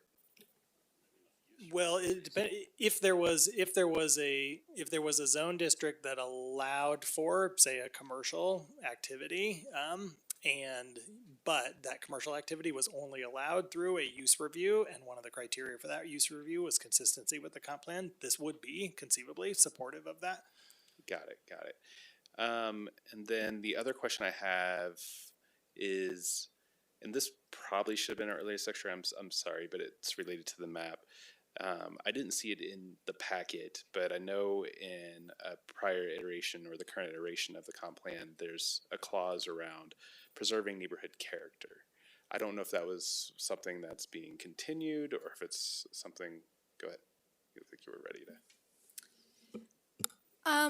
You know, we want to, of course, listen to community members and preserve like the feel of neighborhoods. I think the word character has been weaponized sometimes in the past to support kind of a no change situation. And I think we're trying to move this plan into acknowledging change is probably going to happen, and we want a more mixed density, mixed neighborhoods, and so we're careful about that word character, just because of its past weaponization potentially. And I know this is getting into comments, but I am for making it more specific that is clear in the intent. But and I'm sorry, one more question. Again, I said I was excited. In the map, I noticed that where neighborhood 1 and neighborhood 2 is, again, I know you guys are doing a lot of changes. There appears to be a lacking of neighborhood 2 around places that are serviced by transportation already, transportation options, bus, etc. Should we expect that to change? Yes. Okay, cool. Great. I love the short answers. That was great. Kurt? Thank you. A couple of quick questions. First, the land use designations talk about, for neighborhood at least, or residential, attached unit versus multi-unit. Can you be more specific how those are different? Yes, an attached unit would be things like a townhome or triplex project, whereas multi-unit we think of as multi-story, like apartments, condos. Vertically stacked versus horizontally attached. If I can ask a follow-up question, I mean, Yeah, do you have a please do. definition? Because the building I live in has a mix of townhouses and stacked flats, so I'm not Yeah. quite sure where it falls in that. Right. So yeah, and this will be some nuance. And we were careful to not create a direct one-to-one correlation back to the use table within the zoning code, because that can change, and then that would require an amendment to the plan, and all of those sorts of things. So trying to again build in some additional flexibility here. The good thing is there will be a glossary as part of the comp plan that will have definitions to describe what each of these means. And I would say, just broadly thinking, attached unit is probably in the neighborhood of 8 units or less. Multi-unit would be something more than that. And the configuration is, yes, debatable. Great. Okay. Thank you. Next question refers to there's a use group living, but group living is, I mean, as a separate thing, we don't have occupancy limits. It's not really a thing, right? Do we need to call that out separately? Yeah, this is another nuance, and again, there will be some clarity and definition around this in the plan as it comes out, but group living is something that you might think about in terms of a senior living facility or additional supportive services, things like that, where people may live in more of a dormitory type of situation with a shared commissary kitchen or other kinds of things that would then serve that purpose. It's true as well that there's a number of examples of newer student housing that actually falls into that sort of category, with shared living and kitchen spaces, but then separate bedrooms. Okay, sounds great. The next question is about the separate designation for greenways, and you talked a little bit about why you did that. But my question is, if we have a separate designation for greenways, why don't we have a separate designation for streets? Because really they fill a lot of the same roles, right? There's a transportation role, lots of times there's a green space role, there's a utility role.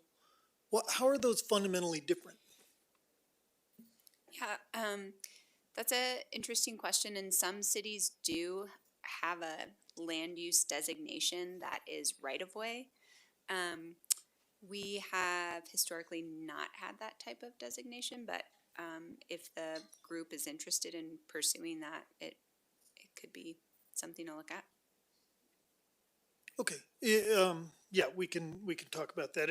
It feels like maybe it's a holdover from an earlier time when we thought of greenways not as really transportation corridors, which hopefully has changed.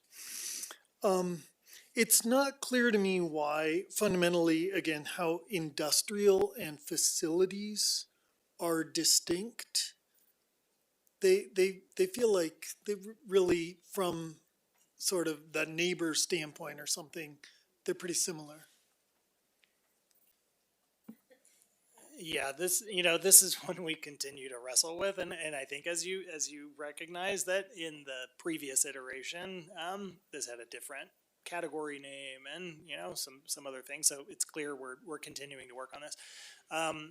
The way that I would describe this specifically, and I think for most community members that they will recognize there is a difference between a industrial land use that is providing manufacturing or research and development on the private side, et cetera, versus a facility which we're describing more as the larger sort of federal labs campuses, or I believe the power plant area, Valmont power plant area. So those are like large municipal facilities or other generally publicly owned facilities that take up a lot of land area. But there may be some crossover in terms of the types of uses that they do, like in terms of some of the research, facilities, things like that. But industrial is primarily private industry, and supports our economy in a different way than maybe the way that those larger municipal or public facilities would. Okay, thank you. And then I also have a question about university and civic hub, but I think Matt has that, so I will let him ask his question and I might follow up. That was a wonderful tee up. I appreciate that. CS, as Kurt alluded to, and as I tried to jump the gun earlier on, I am very curious about why university has its own designation. And then I relate that back to Civic Hub, and I think it's very obvious that the university is more of a civic hub than any elementary, middle, or high school is within BVSD. And so so that is a miscongruence that I'm trying to wrestle with. Furthermore, those are all sovereign entities, and so really any land use designation we apply is an exercise of futility. And we saw that in no clearer when we had CU South designated as OSO, and that created massive amounts of community confusion because people seeing that OSO gave the impression that it was somehow ours or theirs to do and recreate on when it was a sovereign state entity's property that they could do whatever they wanted on. So how do we reconcile that? I mean, I would almost argue put university and civic hub and call it a day, or separate your sovereign entities into its own thing and not designate a land use, because at the end of the day, we're not doing anything with those anyway. And so what are your thoughts on that piece?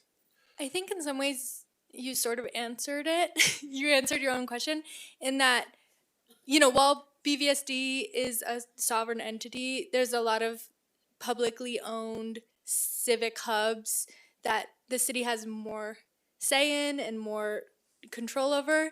And the reason we separated the university is to make it really clear to community members that we don't really have control over what they do. We talk to them and all that, but they are a sovereign entity that because of that OSO issue and all those other issues, we wanted to make it very clear that they are in control of what they're doing.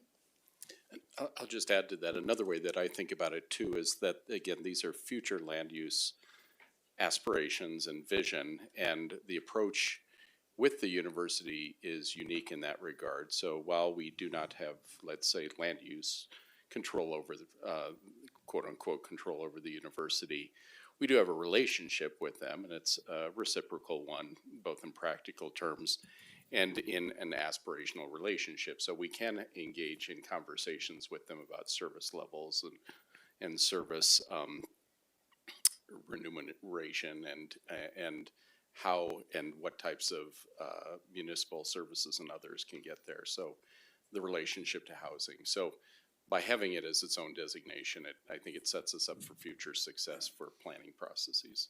I would argue the same as with BVSD in that regard, right? So that's a curiosity, is why not lump them together in school or education, and then that way we're just clear what they are and where they represent. And I think what you mentioned is a product of where our current relationship is with each entity, and we know that has been quite different over time. Yeah, right. And so the ability to influence that has thus changed over time. Yeah. I think one thing that's a little different about BVSD is that it is so integrated into neighborhoods. And so you've got a much more fine-grained relationship between transportation and sidewalks and those types of things. And there is some nuance that probably isn't worth going into today, where the planning board does, of local jurisdictions, still get input into the process with school district, whereas we get none of that with the university. Okay, fair. I still think it should be a civic hub, but I'll leave it at that. Matt, do you mind if I ask a follow-up question Please. on that? And with that university land use designation, are we just thinking that that would just follow the University of Colorado's ownership of parcels? Or would there be a distinction between like core university areas, or like you think about they just bought the commercial property on the corner of like Folsom and Arapahoe? Do we then immediately change the land use designation to university, or how do we kind of track that against their ownership patterns? Yeah, that would be an ongoing thing that we would manage through the regular updates that we have to the plan. I think our initial first pass, and correct me if I'm wrong, but I think in our initial first pass, we used their underlying ownership as the basis for applying that land use, knowing that that is university-owned land, and we would apply that land use going forward. And the description of that university land use within that definition obviously is broad enough to kind of encompass all the things that they can do on their land, from academic facilities to research facilities to housing, commercial activity, et cetera, et cetera. Thanks. Sorry, go ahead. Yeah, no, and two more. Thanks for that. That's a good clarification. I was thinking the same thing. Two other quick questions. I mentioned OSO, Open Space Other. I remember post CU South, we talked about getting rid of that thing, and it seems like it has held on like lichen.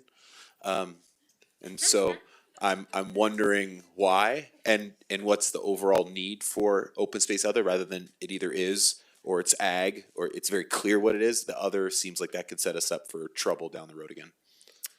There is no open space other designation in the proposed framework, and we are re-examining all of the properties that are currently designated as open space other and finding a new designation for those. Okay, I mean, because I can see right here, it says primary other open space ag on the in the document that lays out the draft of the open spaces. It says what you can expect uses: primary, other, open space agriculture. Oh, that's just, the other is sort of the category of the uses that would be in there. So if you look at and compare to some of the others, it would say primary use residential, and then a little bit of a description of the types of residential that would be there. The other is not referring to open space other, it's just referring to the category of use. Okay, good. types Thanks for that would be- clarification. You see where I got caught on that one.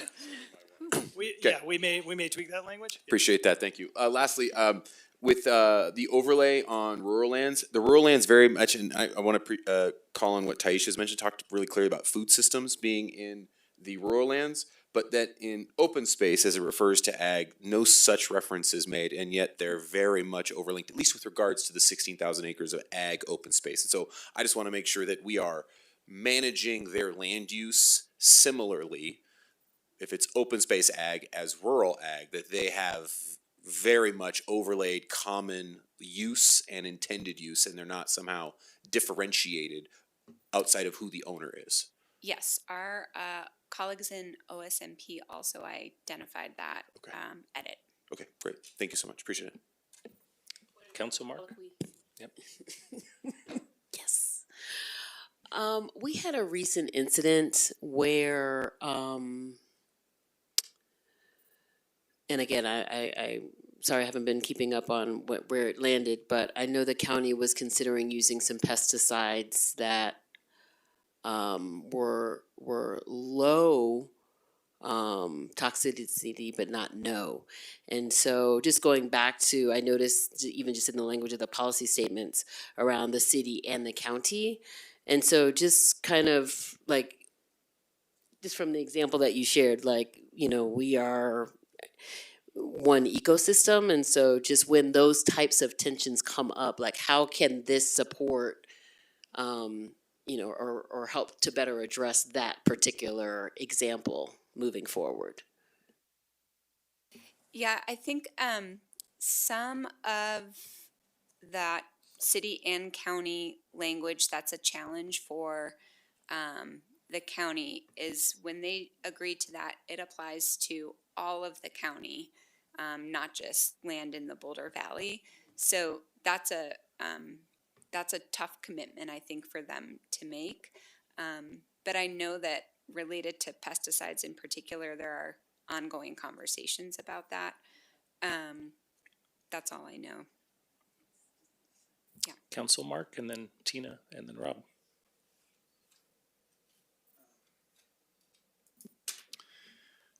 I guess I am easily confused, which is no mystery to my colleagues.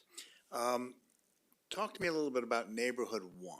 I want to understand precisely what housing types you can build in Neighborhood 1 and what you cannot. Well, today and tomorrow, if the plan were to be adopted, you could build the things that you can build today, because it will all be governed by zoning, right? And so there would be required to be either a rezoning or a change to the code itself to allow for a wider variety of things. What the intent of the policy or the description of that future land use designation is that it would allow for the ongoing construction of single unit detached residential. It would also expand the opportunity to be, or to include attached unit, which through that zoning update, that could be duplex only, that could be duplex up to quadplex, that could be up to an 8 unit. It would be dependent upon that future code change. And then group living was an additional one included in terms, of addressing some of those things around senior living facilities and other types of group living situations that could be incorporated into that neighborhood. So will those changes be applicable to low density areas, to RE areas as well? To anywhere that's identified as the Neighborhood 1, and then it would be up to future planning board and councils to make those decisions around code updates and the implementation of that policy of what does that look like, and does it look different in different parts of the city? Does it apply differently within different zone districts? So in effect, the concept of a single family neighborhood is no longer going to be applicable. Not necessarily. If there's a determination that there's a particular zone district that would need to or want to restrict it to only that, and that was a decision come to and agreed by the city council through that code update process, then sure, it would continue. Do we have that right now? In other words, under our present authority, can we do that? Well, I think for the most part, and I'm thinking off the top of my head, so I would have to consult the code, but I think for the most part, duplexes are allowed in almost all residential neighborhoods. We know but, duplexes are. I'm talking right, about going but beyond. even some additional multi-unit dwellings are. But I think what happens is that the lot size restrictions essentially prevent those from occurring. So the use itself is actually allowed, but the implementation or the construction of those uses is impossible. But in the RE zone, there would be large lots, so there would be no such restrictions. Well, again, it would be up to those future code updates to determine, how many units would be allowed in, say, an RE zone, as an example. Right, the land use designation establishes that future vision, but then it's those critical code updates is where the implementation really hits. But you couldn't do that today, could you, in an RE zone? Well, and today there's not as much of a policy foundation to make those code changes to allow that variety of different housing types in any of those zone districts. There's some language within the comprehensive plan today that allows for that expansion of duplex and other types of units in some areas, but it's not as expansive. It's fairly limited. You couldn't do a sixplex in an RE zone. No. Okay, so this is a pretty fundamental change in terms of land use. In terms of land use, yes. Okay, thank you. Keeping in mind, subject to future code changes, I mean, if we adopted what's in front of us tomorrow, you still couldn't build more than what you can today in any of those zones. All right, who do I have? Tina. Yeah, following up a little bit with what Mark was saying, currently our setbacks and solar requirements and all of that are the same. So we're not changing that. And I think just reading this right, we do use the word character for neighborhood one and talk about the special character and the charm of the connected neighborhood. And so presumably our zoning would reflect having that same look and feel, but with a little bit more options for housing like duplexes and fourplexes. Is that accurate? Yes, I think that's accurate. And I think in terms of the description of neighborhood character, and really looking for ways to be complementary to that, as opposed to, say, preserving it in amber and not allowing for things to change. Really, the intent of this is to allow for that more organic type of change that happens within a neighborhood, but still provides a similar sense of scale, a similar sense of architecture and setbacks and things like that. So we certainly aren't envisioning or encouraging really radical changes within what is traditionally a single family residential neighborhood. We aren't expecting that there would be a 5-story apartment building next door, right? We are looking for those more compatible adjustments to allow for those different variety of housing types within those areas. Okay, thank you.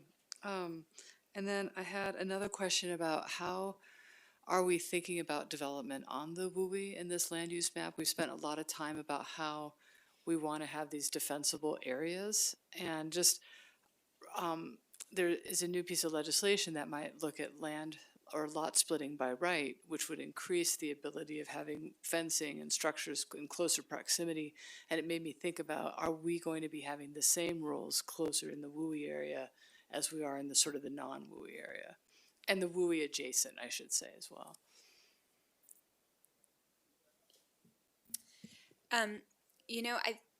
We have had meetings with the Office of Emergency Management,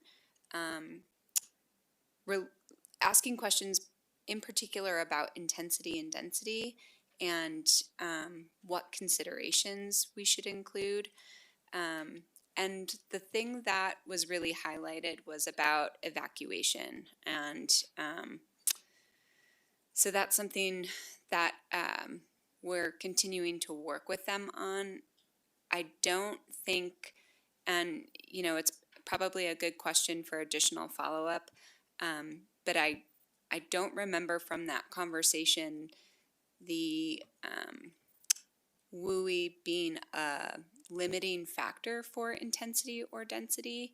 It was more about if this is the direction that the city wants to go, direction being potentially increasing the amount of units that could be in that zone, then the next step is we have to plan for the evacuation, efficient evacuation and management of those areas should they experience wildfire in the future. Do we need to set parameters before we increase the intensity density in case there are limiters for the evacuation options? Or are we hoping to retrofit the evacuation to whatever future intensity density we opt for? I think there's probably going to be some back and forth conversation with that office in particular as we iterate the map. Because, Broadway is sort of the defining boundary. And when you think about the uses that are there today along Broadway, there's potential aligning with transit corridors and things like that to think about and apply that neighborhood 2 designation or community hubs along there. And that would be a change from some of the lower intensity uses that are along that corridor today. So I think we're going to have to continue to iterate on that question. Okay, so maybe we would help make sure our zoning reflects whatever comes out of that discussion before we move forward with that. Would that be the strategy? I think that's a strategy if you want to pursue it. Yeah, and I think, getting back to just, building on the response to Councilmember Wallach is, this policy and the comprehensive plan establishes a vision, but it is in those implementation steps where we might be adjusting the code to allow certain things where you could really get into a deeper conversation with those representatives from the Office of Emergency Management about what are the appropriate changes and densities that we can realistically achieve here and yet still maintain a safe and resilient city. Those are conversations that we're having sort of at the highest level right now today as part of this structure and understanding what's the most appropriate land use to apply. But it would really get into much more detailed conversations as you move into those implementation steps. Okay, and then I had a separate question just around neighborhood 2 and some of the neighborhoods that aren't neighborhood 1. The use of the word green, I know there's a nature everywhere theme, but we didn't really call out green space in those particular areas. And I know that they won't be as attractive to families because of the housing types there, traditionally from the yield that we see at the Boulder Valley School District. But should we be calling out more specific green spaces in those areas, or? As far as specific like geographic locations for Or just the green spaces, or incorporation just of green space? Yeah, I think that we can do that within the descriptions and the definition of each of those land use categories or those land use designations. I think we can be more explicit about the expectation of green space and public gathering spaces and things like that. So we can certainly add some of that language in, particularly as we describe some of the factors around urban design and why it matters, what is it, that kind of thing. So we can add some additional language that's really specific to that. That's great. I just didn't want it to be limited to neighborhood Yes, 1. of course. Yep. Rob and then ML. Thanks. I'm kind of following up on Tina's question and as well as Claudia's observation of the map. I looked at it and I saw that the yellow was right up against the open space, which made me feel good. But I hear you saying there are going to be changes there. And then the comment, the questions from Mark, where it could be up to an 8-unit possibly in there.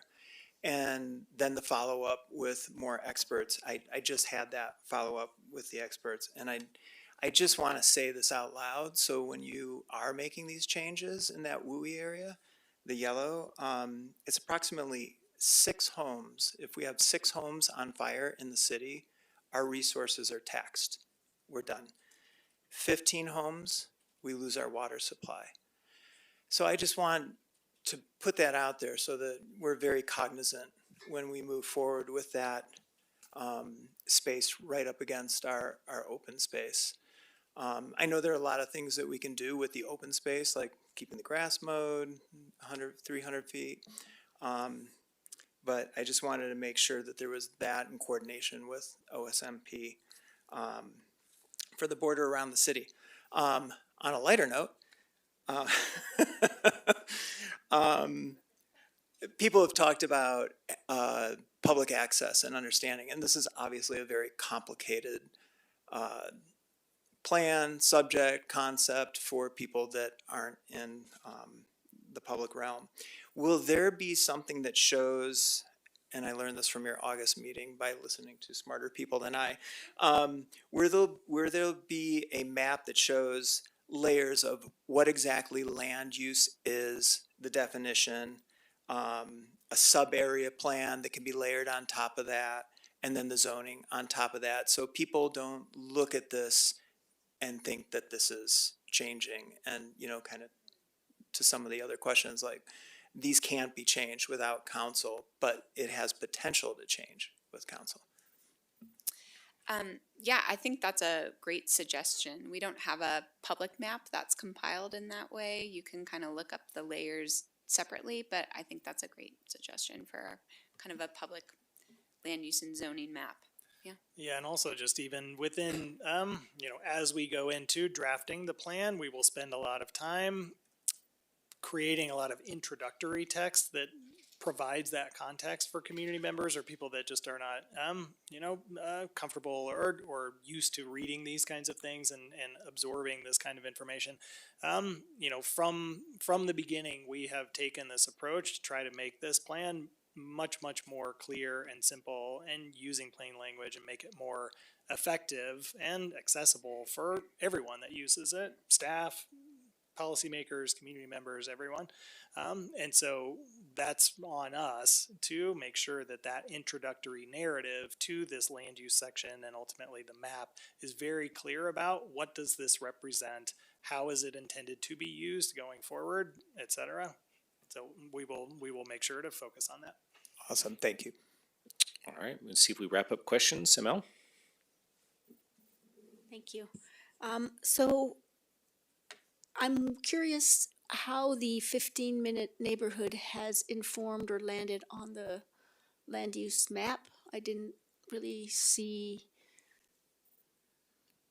evidence of Yeah, so they've just recently completed their work and it's not been integrated into that map yet. So Okay. that's part That's of why our I don't next see it. steps. Yep. Perfect. And my second question, do you have a neighborhood scale of the changes that you're talking about?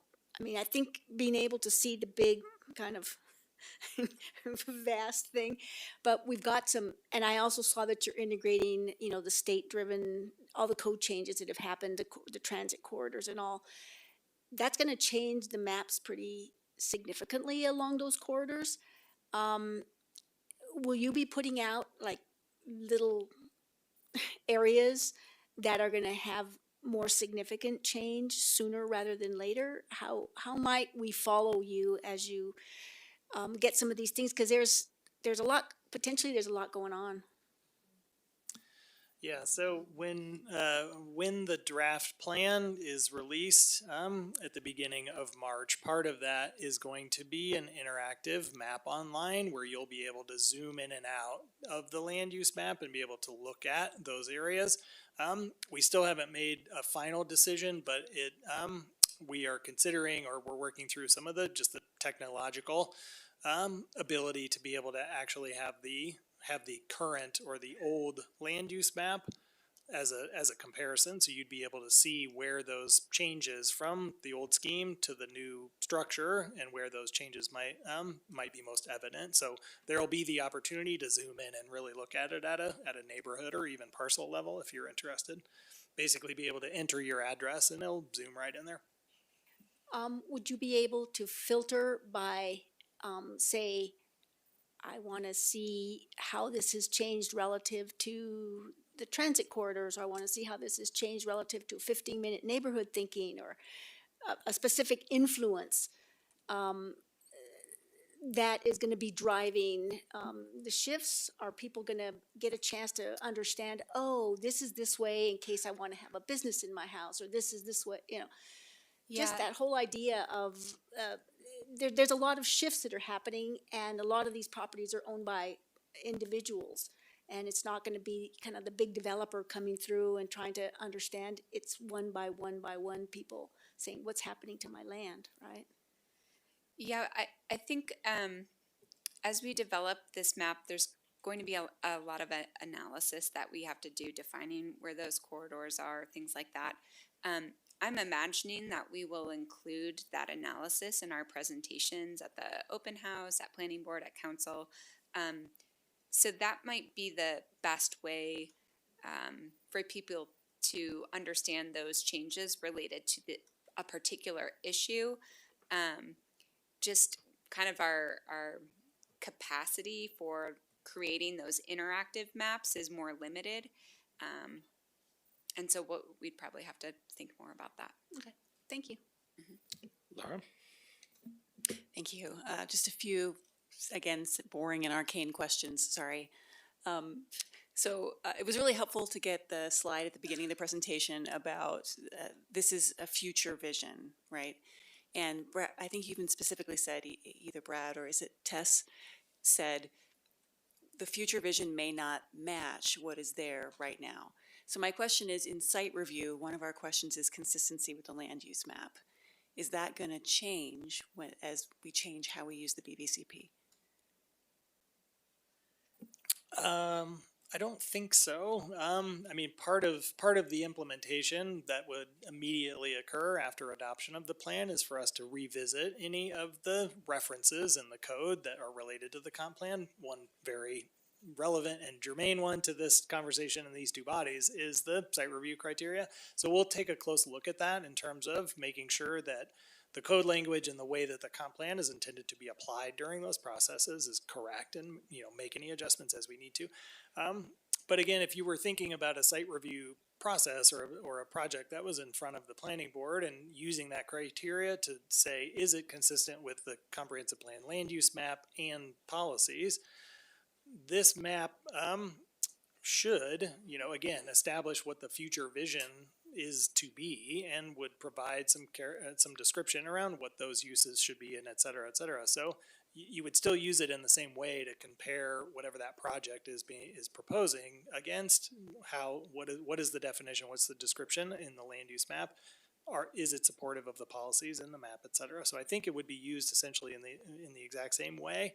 And really the goal of these is to, in most cases, actually broaden the types of opportunities that can happen within a single parcel, as opposed to creating significant changes that would limit things. So again, there probably will be a few examples where some things might be limited, but for the most part, this is actually expanding the types of things that you can do on your property as opposed to restricting them. Okay, and that feeds into a second question I had, which is, and maybe you can't answer that tonight, maybe it's a question for a future meeting or some other format, but does staff anticipate any changes to the site review process or the form-based code based on this 10-year update?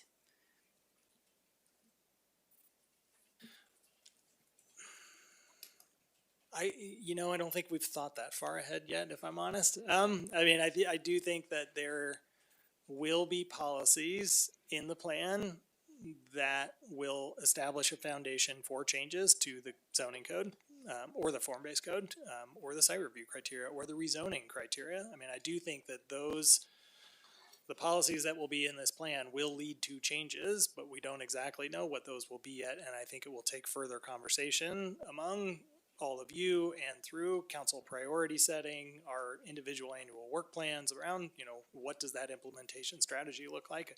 What are the things that need to be changed as priorities? I can add a little bit too. In my mind, an example under the current comprehensive plan that approached that very question was a council decision to bring forward policy a couple years ago about the family-friendly, vibrant communities, for example. And so that's a policy decision to say, hey, we want to implement this vision in this way, go forth and put specific code together, for example, in that instance. So I think it can be conceived of in that way. Yeah, I very much appreciate that, and I haven't thought it through either. I'm just, I don't want to arrive in a situation where we're trying to apply something like the form-based code or the site review criteria, and we find ourselves in conflict with something that we just adopted. So I just want to put that concern out there and look forward to your guidance on that. And that leads me to one more question, which is about existing subcommunity and area plans, especially the ones that are newer, like the East Boulder subcommunity plan and the Transit Village area plan. Is that part of your criteria for when you're thinking about making these changes to the different zones on the land use map? Are you trying to achieve consistency with those plans, or are you assuming that we will not look at that and then we'll make any necessary updates down the road? I would say particularly for the recently adopted subcommunity and area plans, we're trying to achieve consistency. Thank you. Great. Okay. Well, now let's move to the next. You got something, Tara? Go ahead. I forgot to mention this for the first section. I just wanted to thank you because I thought that the Boulder Valley Comprehensive Plan updates to statistically valid survey was really great. And what I loved about it the most was that it took us, I think it took me outside of my little box, or you have your group that speaks to you all the time, and so you can't really, it's hard to know what everybody is thinking. So when you have a statistically valid survey, it gives you more of a sense of what the community as a whole is really thinking. And especially learning about how people felt about adding to like medium density to neighborhoods and such was really great, because you can't tell really. You can just, you have your silo. And so I just wanted to thank you for this really great survey. I thought it was excellent. Survey love. Okay. So now the last question for us is, do planning board and council had feedback on the preliminary future land use strategy? And as we dive into this, I'll point out that it is 9:45. Getting late, we're supposed to end by 10. We can go over, of course, if we need to, but I'd really encourage people to keep their comments brief while also acknowledging this is an important topic. So Mark. Mike. Mark. Mark. Yeah. So it's been interesting. This has been so much about connections. Even reading the packet today, before seeing anything, I was like, staff really did a great job talking about connections. And to that end, and I can always count on my planning board colleagues and counselors to study up and read their packets carefully and to address many areas. And the one area that deals with connections, but we haven't really talked about much, I did talk about it last time we were here in a joint session, is the greenways. And so, yay, I'm so excited that greenways are on the map and designated. And because greenways are, I think, key to part of our identity as Boulderites. It's part of why people come to visit here. It connects us in our identity. It connects kids going to school. It connects parents going to work, shoppers to the grocery store, hikers to trailheads, especially those with limited parking. And the other thing that I really enjoyed and that connects us is the joy of transportation, of being transported on a greenway, right? It's like nothing better. I ride my bike a lot, and it's part of a puzzle. I get on my bike and I think, okay, I want to go from A to B. Which way am I going to go? Oh, I can take Elmer's 2 Mile to Goose Creek, and then I'll take that crosswalk over there, then I'll go through the transit village, and then I'll get back on some other greenway. So I think they're incredibly important, and I am supportive of them receiving a full MAP designation. Speaking of the MAP designation, on the greenways page, transportation is missing either as a primary or secondary use, yet they are, you know, I can't give a percentage, but one of their key high functions is strictly joyful transportation. So what I'm really hopeful for is that that this update to the BVCP and the more serious designation of greenways leads to more serious management and focus by the city on how greenways are managed. Right now, they are the child of every department and no department. It is utilities, it is stormwater, it is open space and mountain parks, it is transportation. But if I said, who's the department head who's responsible for greenways? Well, I couldn't answer that question. So Mark, I'm sorry to interrupt, but maybe if we could. Yeah, okay. I'll Accelerate a little simply bit. say, thank you. Okay, I'll simply say that that I think the greenways are an important part of the BVCP update, and I hope it drives more serious management and better facilities for the community. Thanks. Thanks for that. Greenway love. Okay, I've got a few people queued up here. Tina, Taisha, Ryan, Kurt, Mason. Okay, I'm not as poetic as that. So I just wanted to follow up a little bit with Laura's point about the industrial and just understanding how residential and industrial coexist and how to think about that and when it doesn't make sense to try to give us some flexibility. We already had that recently, sort of was confusing with an office park application. And so just trying to figure out how we can make that easier.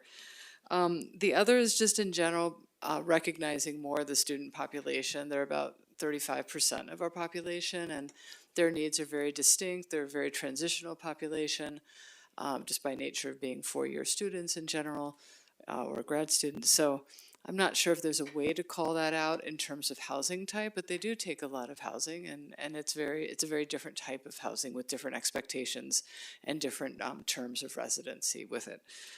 And then the last thing is just recognizing that when we want people to be less car dependent, we might want to think about things that aren't in this land use plan, like things that are expensive in Boulder because we tax them highly, and people know that they can go to Costco and get things for a little less. And so when we think about how we attract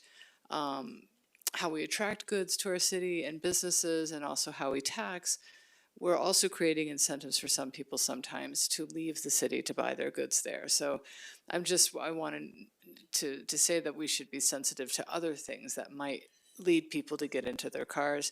Also, the way that we maintain playing fields and playing spaces for soccer certainly impacts how much a parent drives. If they have to go to Superior or to Louisville for their athletics, and those are very, very frequent trips. They can be 3-4 times a week. So those are some thoughts I had with land use. Thanks. Thanks. We got Taisha, Ryan, Kurt, Mason. Thank you very much.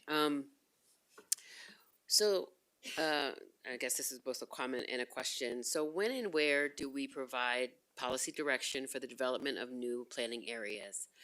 As a former CPW commissioner who has read and reviewed more herd management plans than you could ever imagine, I am concerned about the hyper-focus and prioritization of human needs over those of our more than human kin, specifically water, air, soil, and wildlife. The process of Area 3 started with human needs before considering ecological ones. Water for fighting wildfires were not considered. And though grocery stores were considered, there were no real discussions around agricultural needs.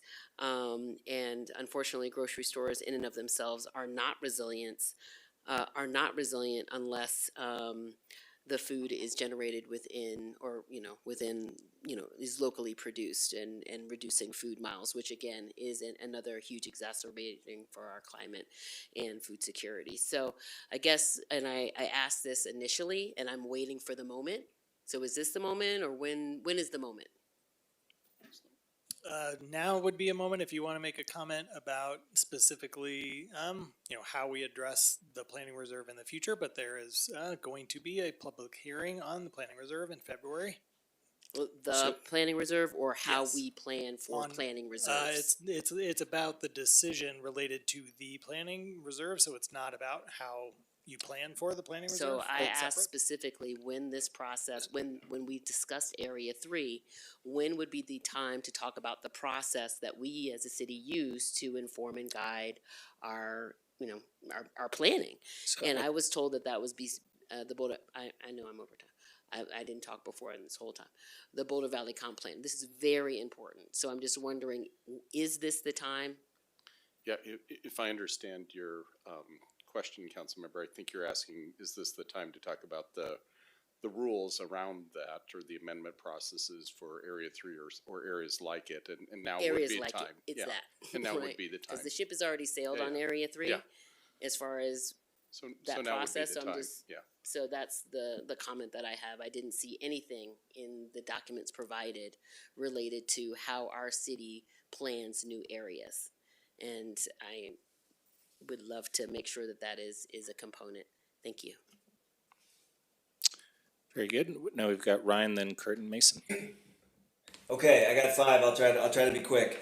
Number 1, on neighborhoods, I like what I've heard. I think we might want to specify. Well, I would suggest we specify that we do mean for small scale multifamily development up to, sounds like 8plex, to be allowed by right everywhere, with the idea that we let the city code deal with, I guess, additional stringency from there. So I think that's great, and I suggest that we make that explicit. I also, I guess I'm asking staff to think about this. We ought to be facilitating the development of ADUs or call them backyard cottages if you like.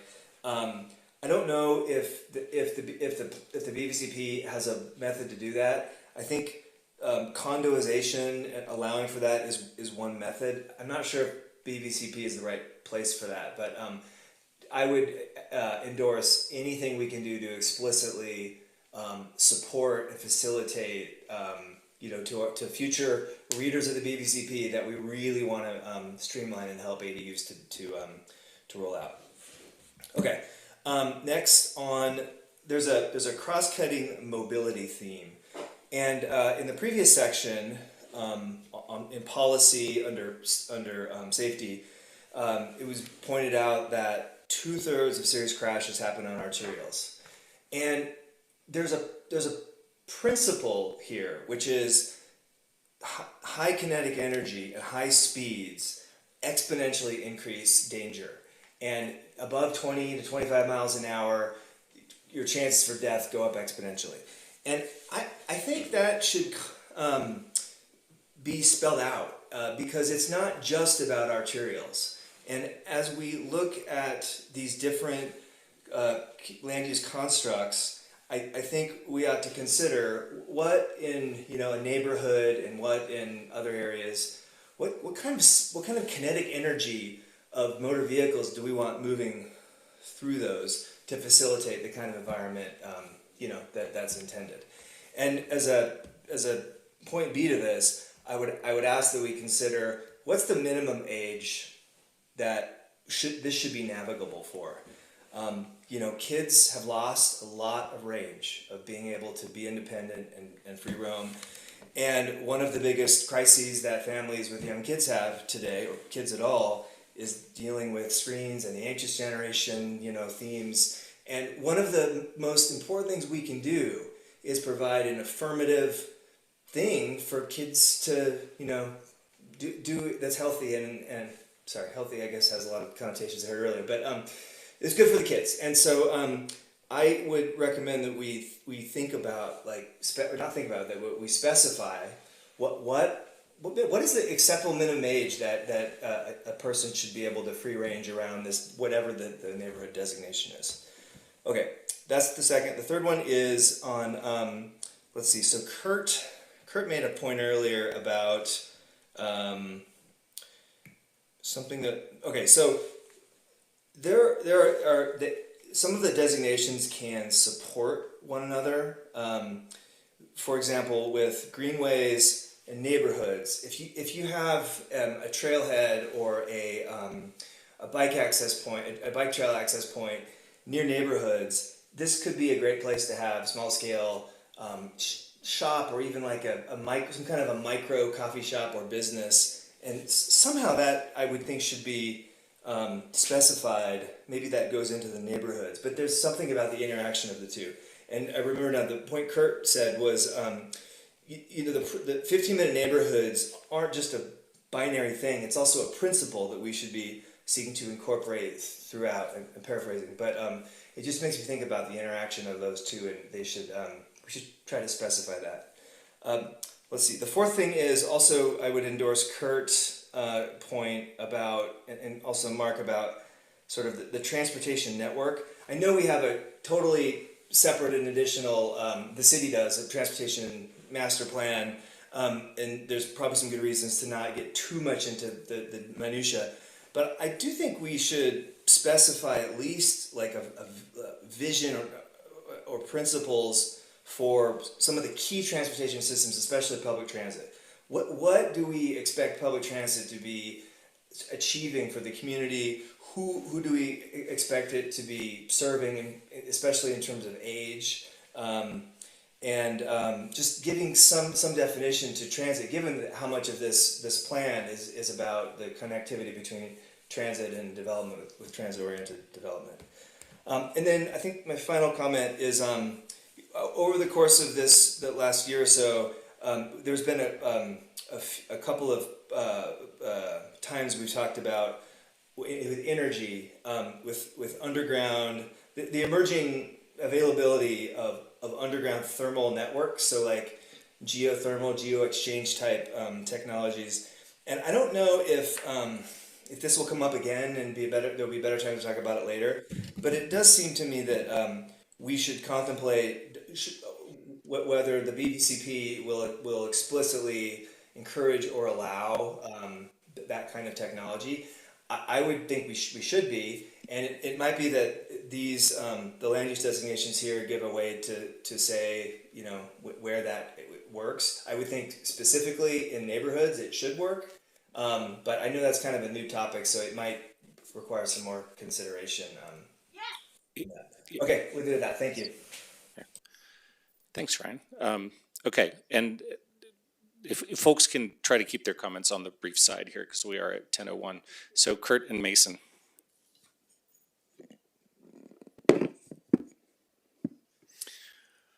Thank you. First of all, I really appreciate the inclusion of mobility in the land use designations. I think that that's a big step towards breaking down the siloization, and I agree with what Ryan said, that it would be great to get more specificity about the character of the mobility within the different land use designations. I don't think that we should have either the university or the civic hub designations. I don't think that those make sense. We can't control what any of those, what either the Boulder Valley School District or CU does. If they acquire a site, then it all of a sudden we have to change the land use map, basically. Or if they divest of a site, right, they sell something off, then it's even more of a problem, because there's this land use that nobody can really use, and nobody knows what it can be. It just feels really problematic. I totally understand that we want to be able to, for instance, put a cafe next to or in a rec center or something. But if we use, for instance, the community hub or the regional, probably community hub designation for those, I think that that would work great. And, you know, there's not that much difference between a rec center and, you know, a shopping center or whatever.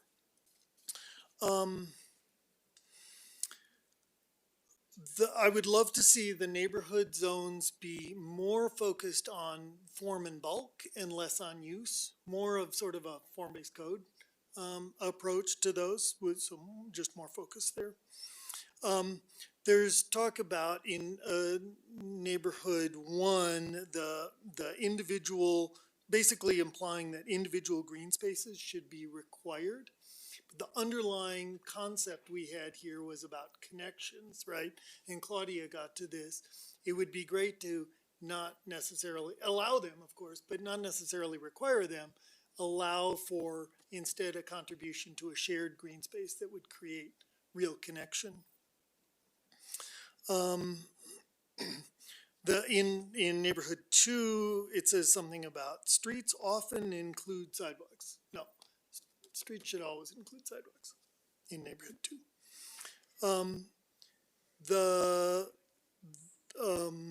Let's see. In the parks, it wasn't totally clear. Maybe this was implied, but the parks often provide key transportation connections. And so I just like to make sure that that is included in the land use description.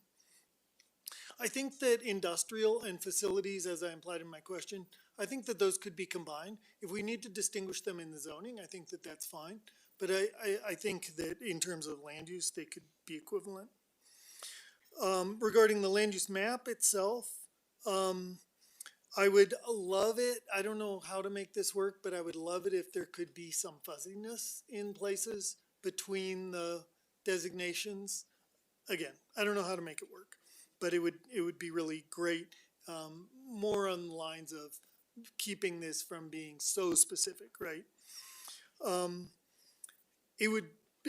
Ryan talked about this. It would be great to have more illustration of the specific transportation facilities in the land use map, showing at least what's an arterial, what's a collector, where the bus routes are, the multi-use paths, and so on.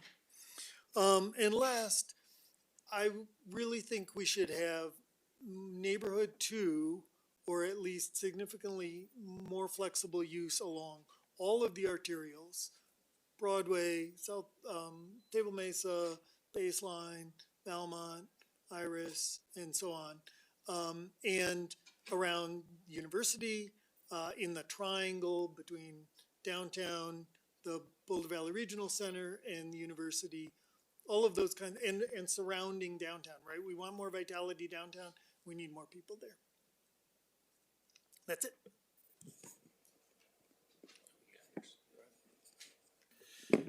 Dang, Kurt, leave something for the other people. So Kurt really was hitting on what I wanted to say, but I'm going to go with just one step further on the neighborhood too.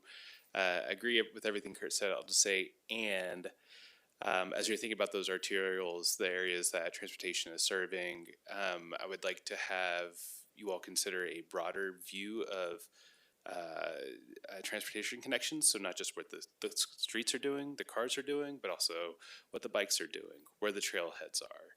Like if there's a major crossing of a street and a bike corridor, then that should also be considered. And really, you did hit everything else. I'm done.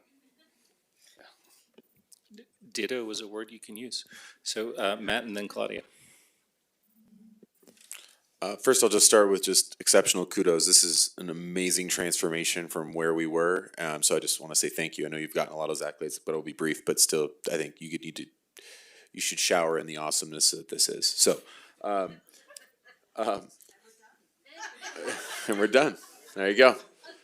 I want to a couple things. One, circling on with the map stuff. It would be nice, and I know you mentioned that the neighborhood. 15-minute neighborhoods will come. I think doing that on the map with a sense of the inventory of which ones you designate and how complete they are, or areas that maybe don't have one at all. So some granularity or a scale, not just a color, would be really impactful on that front. I will say I'm going to sort of follow a little bit on what Kurt said. I don't like singling out the university. This institution is fundamental to our city. And I think our land use designation needs to integrate them based on the symbiosis that we have with the university. And so they need to be, I think, absorbed into one of those other designations, but we don't call out the federal labs uniquely. We don't call out anybody else. I think it would send the wrong message that we are signaling them out rather than showing how they are embedded within our community. So I think we need to find a way to do that rather than singling them out. And lastly, I'll just sort of end with, good job. Appreciate it. This is awesome. And if we do take the university away to all the Swifties out there, they will lose 13 land uses. And I'm sorry for that numerology problem. Claudia. I'll also try to be brief. First of all, I think the land uses themselves that you're describing are absolutely on the right track. I especially like what you've done in terms of describing these new areas and designations in terms of their function and their feel, and the way that these categories kind of recognize that multiple uses, the primary and the secondary, sometimes residential and commercial in the same areas, contribute to the kinds of places that we want.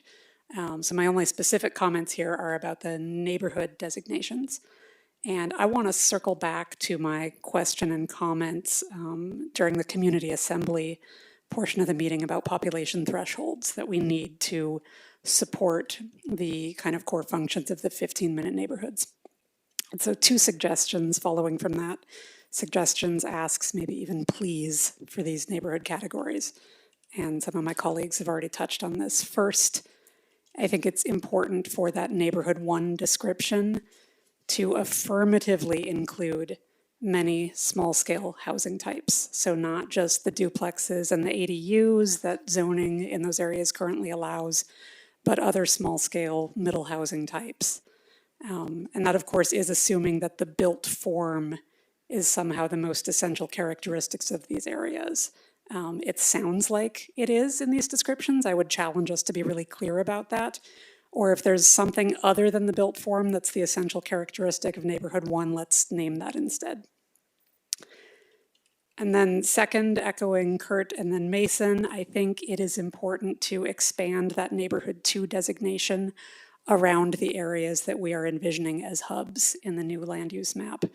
I noticed in your descriptions of the residential typologies that only neighborhood 2, so not neighborhood 1, only neighborhood 2 is described as walkable. Okay, so if we are serious about 15-minute neighborhoods being navigable by pedestrians, there needs to be more of this land use type. And there's synergies here that we can be creating and taking advantage of. So easy access to services and amenities for more people when you place that neighborhood 2 next to the hubs. And it's also a ready source of activation for those hubs, getting us to that threshold population. So I would want to see more of that and more deliberately placed in the final land use map. Thanks, Claudia. Laura. So many great comments that I will not repeat, but simply applaud. I just have two. The first one, it goes to the neighborhood character issue and also the kind of putting things based on form issue. And I think also ties into Rob's comments about the WUI. I just want to make the comment that our neighborhood character is already changing in that these small working family homes have been turning over to much, much larger buildings that are still only housing one unit, usually one unit of whatever a family looks like to that group or group of individuals. And so I'm not sure how dividing a very large structure that could be 6,000 square feet into separate units, how does that affect firefighting if it's the same building type? How does that affect neighborhood character if it is the same building shape? And I think that is one of the key insights of the missing middle housing strategy is taking these footprints that are already possible and letting more units live within that same footprint. So I would love to see that called out more, that these neighborhoods are already turning over to these very large housing types. And so how can we take advantage of that to house more people? And again, I think Rob brings up a really good question about working with and I'm glad to hear that you are working with our emergency personnel to understand what does this mean for our emergency response. And then my only other comment is I want to repeat a concern that I've stated earlier. You have somewhat put my concern to rest, but it's still on my mind. I'm still not 100% sure about it. And that is the idea that if we're making all of these zones more flexible, and in particular what are currently our mixed use zones where we have residential and commercial or maybe commercial and industrial, we often have the issue where a single property owner or a single developer, it's easiest for them, it's most profitable for them to do one type of thing. And my worry is that by giving more flexibility of choice to those property owners and developers, we may be handicapping our ability to create these 15-minute neighborhoods that have the mix of uses that we want. So I just would want to know that staff has really thought through how do we ensure the results that we want with the mixing of uses that we want and are not simply being led by market forces to whatever is the most profitable at that time, and maybe getting a lot of the same thing coming online all at once that doesn't serve our goals of 15-minute neighborhoods and walkability and all of these beautiful things we're trying to create. Thanks, Laura. All right, Nicole, and then maybe I'll go call myself. Thank you. Everyone else has extended a lot of praise, so I'm just going to say ditto to all of that. Some of the general things that I just really appreciate is how many fewer categories there are, the greater intuitive nature of these categories. This absolutely will be more adaptable and interpretable moving forward, and I think that is a big success.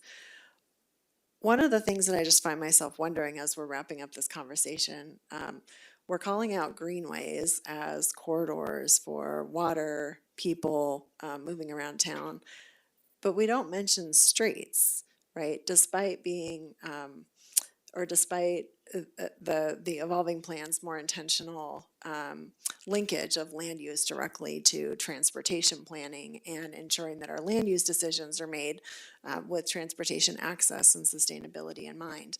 I'm not sure what to do with this, but streets and how they exist in our city are so central to these themes of connection and belonging.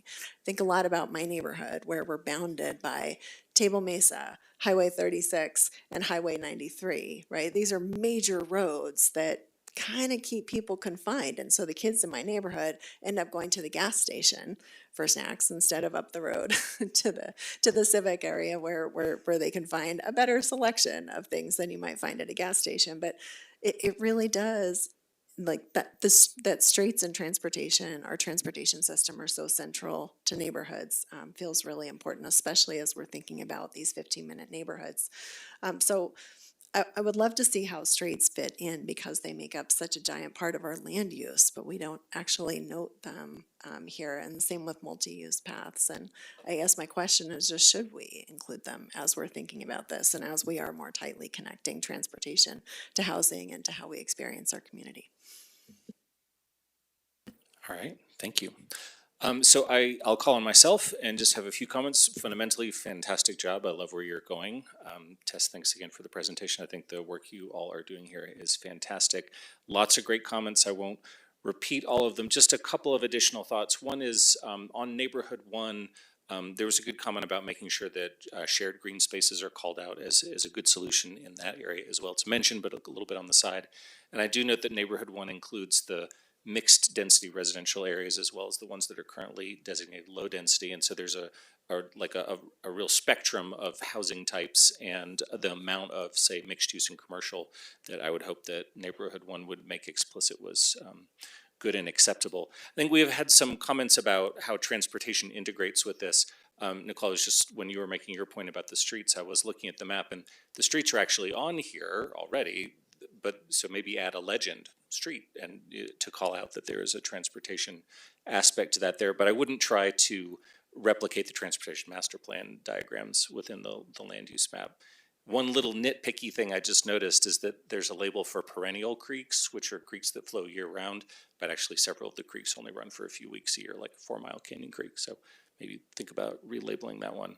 But I think you all are all on the right track. And there have been some comments from my colleagues about the university designation.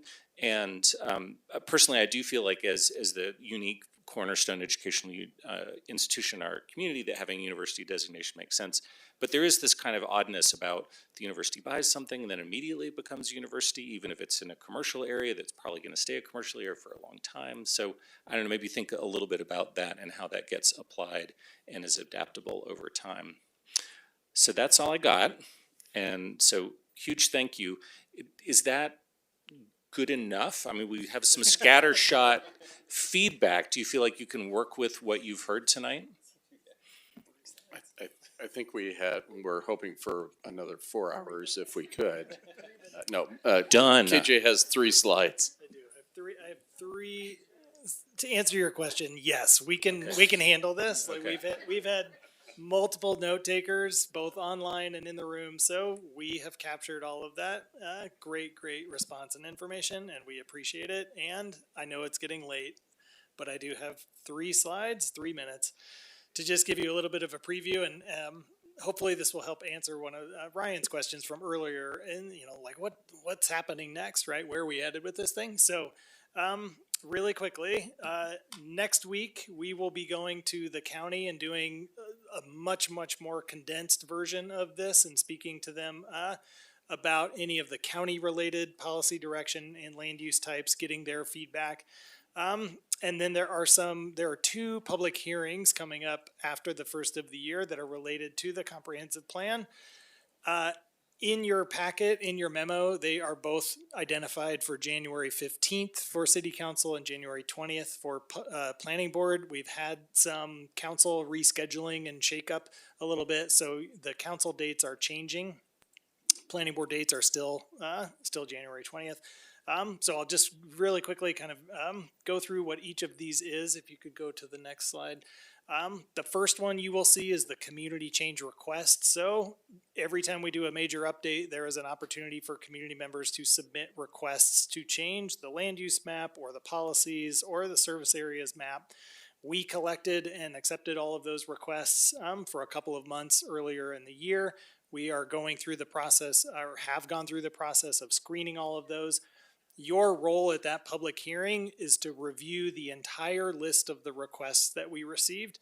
You are not making a decision about whether to approve or deny the change that has been requested, only if that application has merit to move forward in the process and for further evaluation and potential inclusion later. So it's really, you're doing essentially what we are doing. We're going to give you a recommended list of requests that we believe should carry forward for further discussion. You will review that list, and if you agree with us, you hit the thumbs up button, you approve that, or you can either add to the list or take away from the list, and we move forward. The next slide, then, the next public hearing, which is related directly to the Area 3 Planning Reserve process. As you know, when we started the comp plan in 2024, you authorized us to move forward with the second step of the three-step process related to the Planning Reserve, which is to assess the community needs through the comprehensive plan process. So your role during that meeting is we are going to present to you what those community needs are and a bit of an evaluation against 3 criteria that are described in the comprehensive plan today. And your role is going to be determine whether or not those needs are of sufficient priority to warrant further and future consideration of moving to step 3, which is the creation of the expansion plan.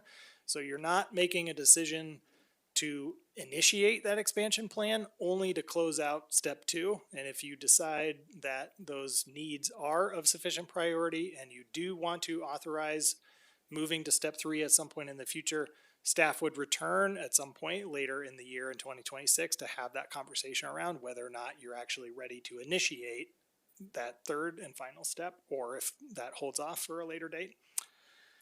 And then the very last slide is just a look ahead to some big milestones in 2026. March is going to be a huge month for us and for all of you and the community. The draft will be available at the beginning of the month. We will be doing the full board's roadshow.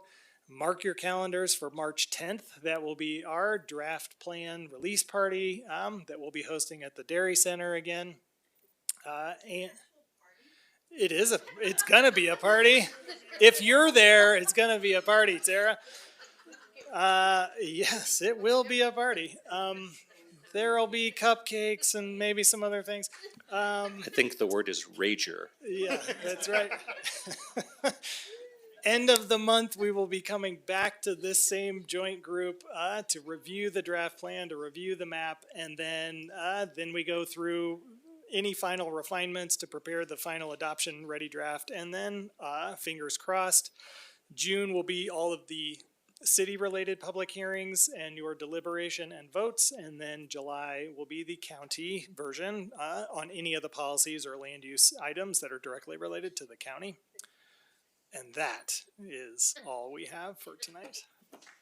All right. Thanks so much, KJ. Thanks to the whole staff team. Really appreciate it. And I hope, Matt, what was the term? I hope you can Shower in awesomeness. shower in awesomeness. And with that, I will bring the meeting to a close at 10:23 p.m. Thanks, everybody.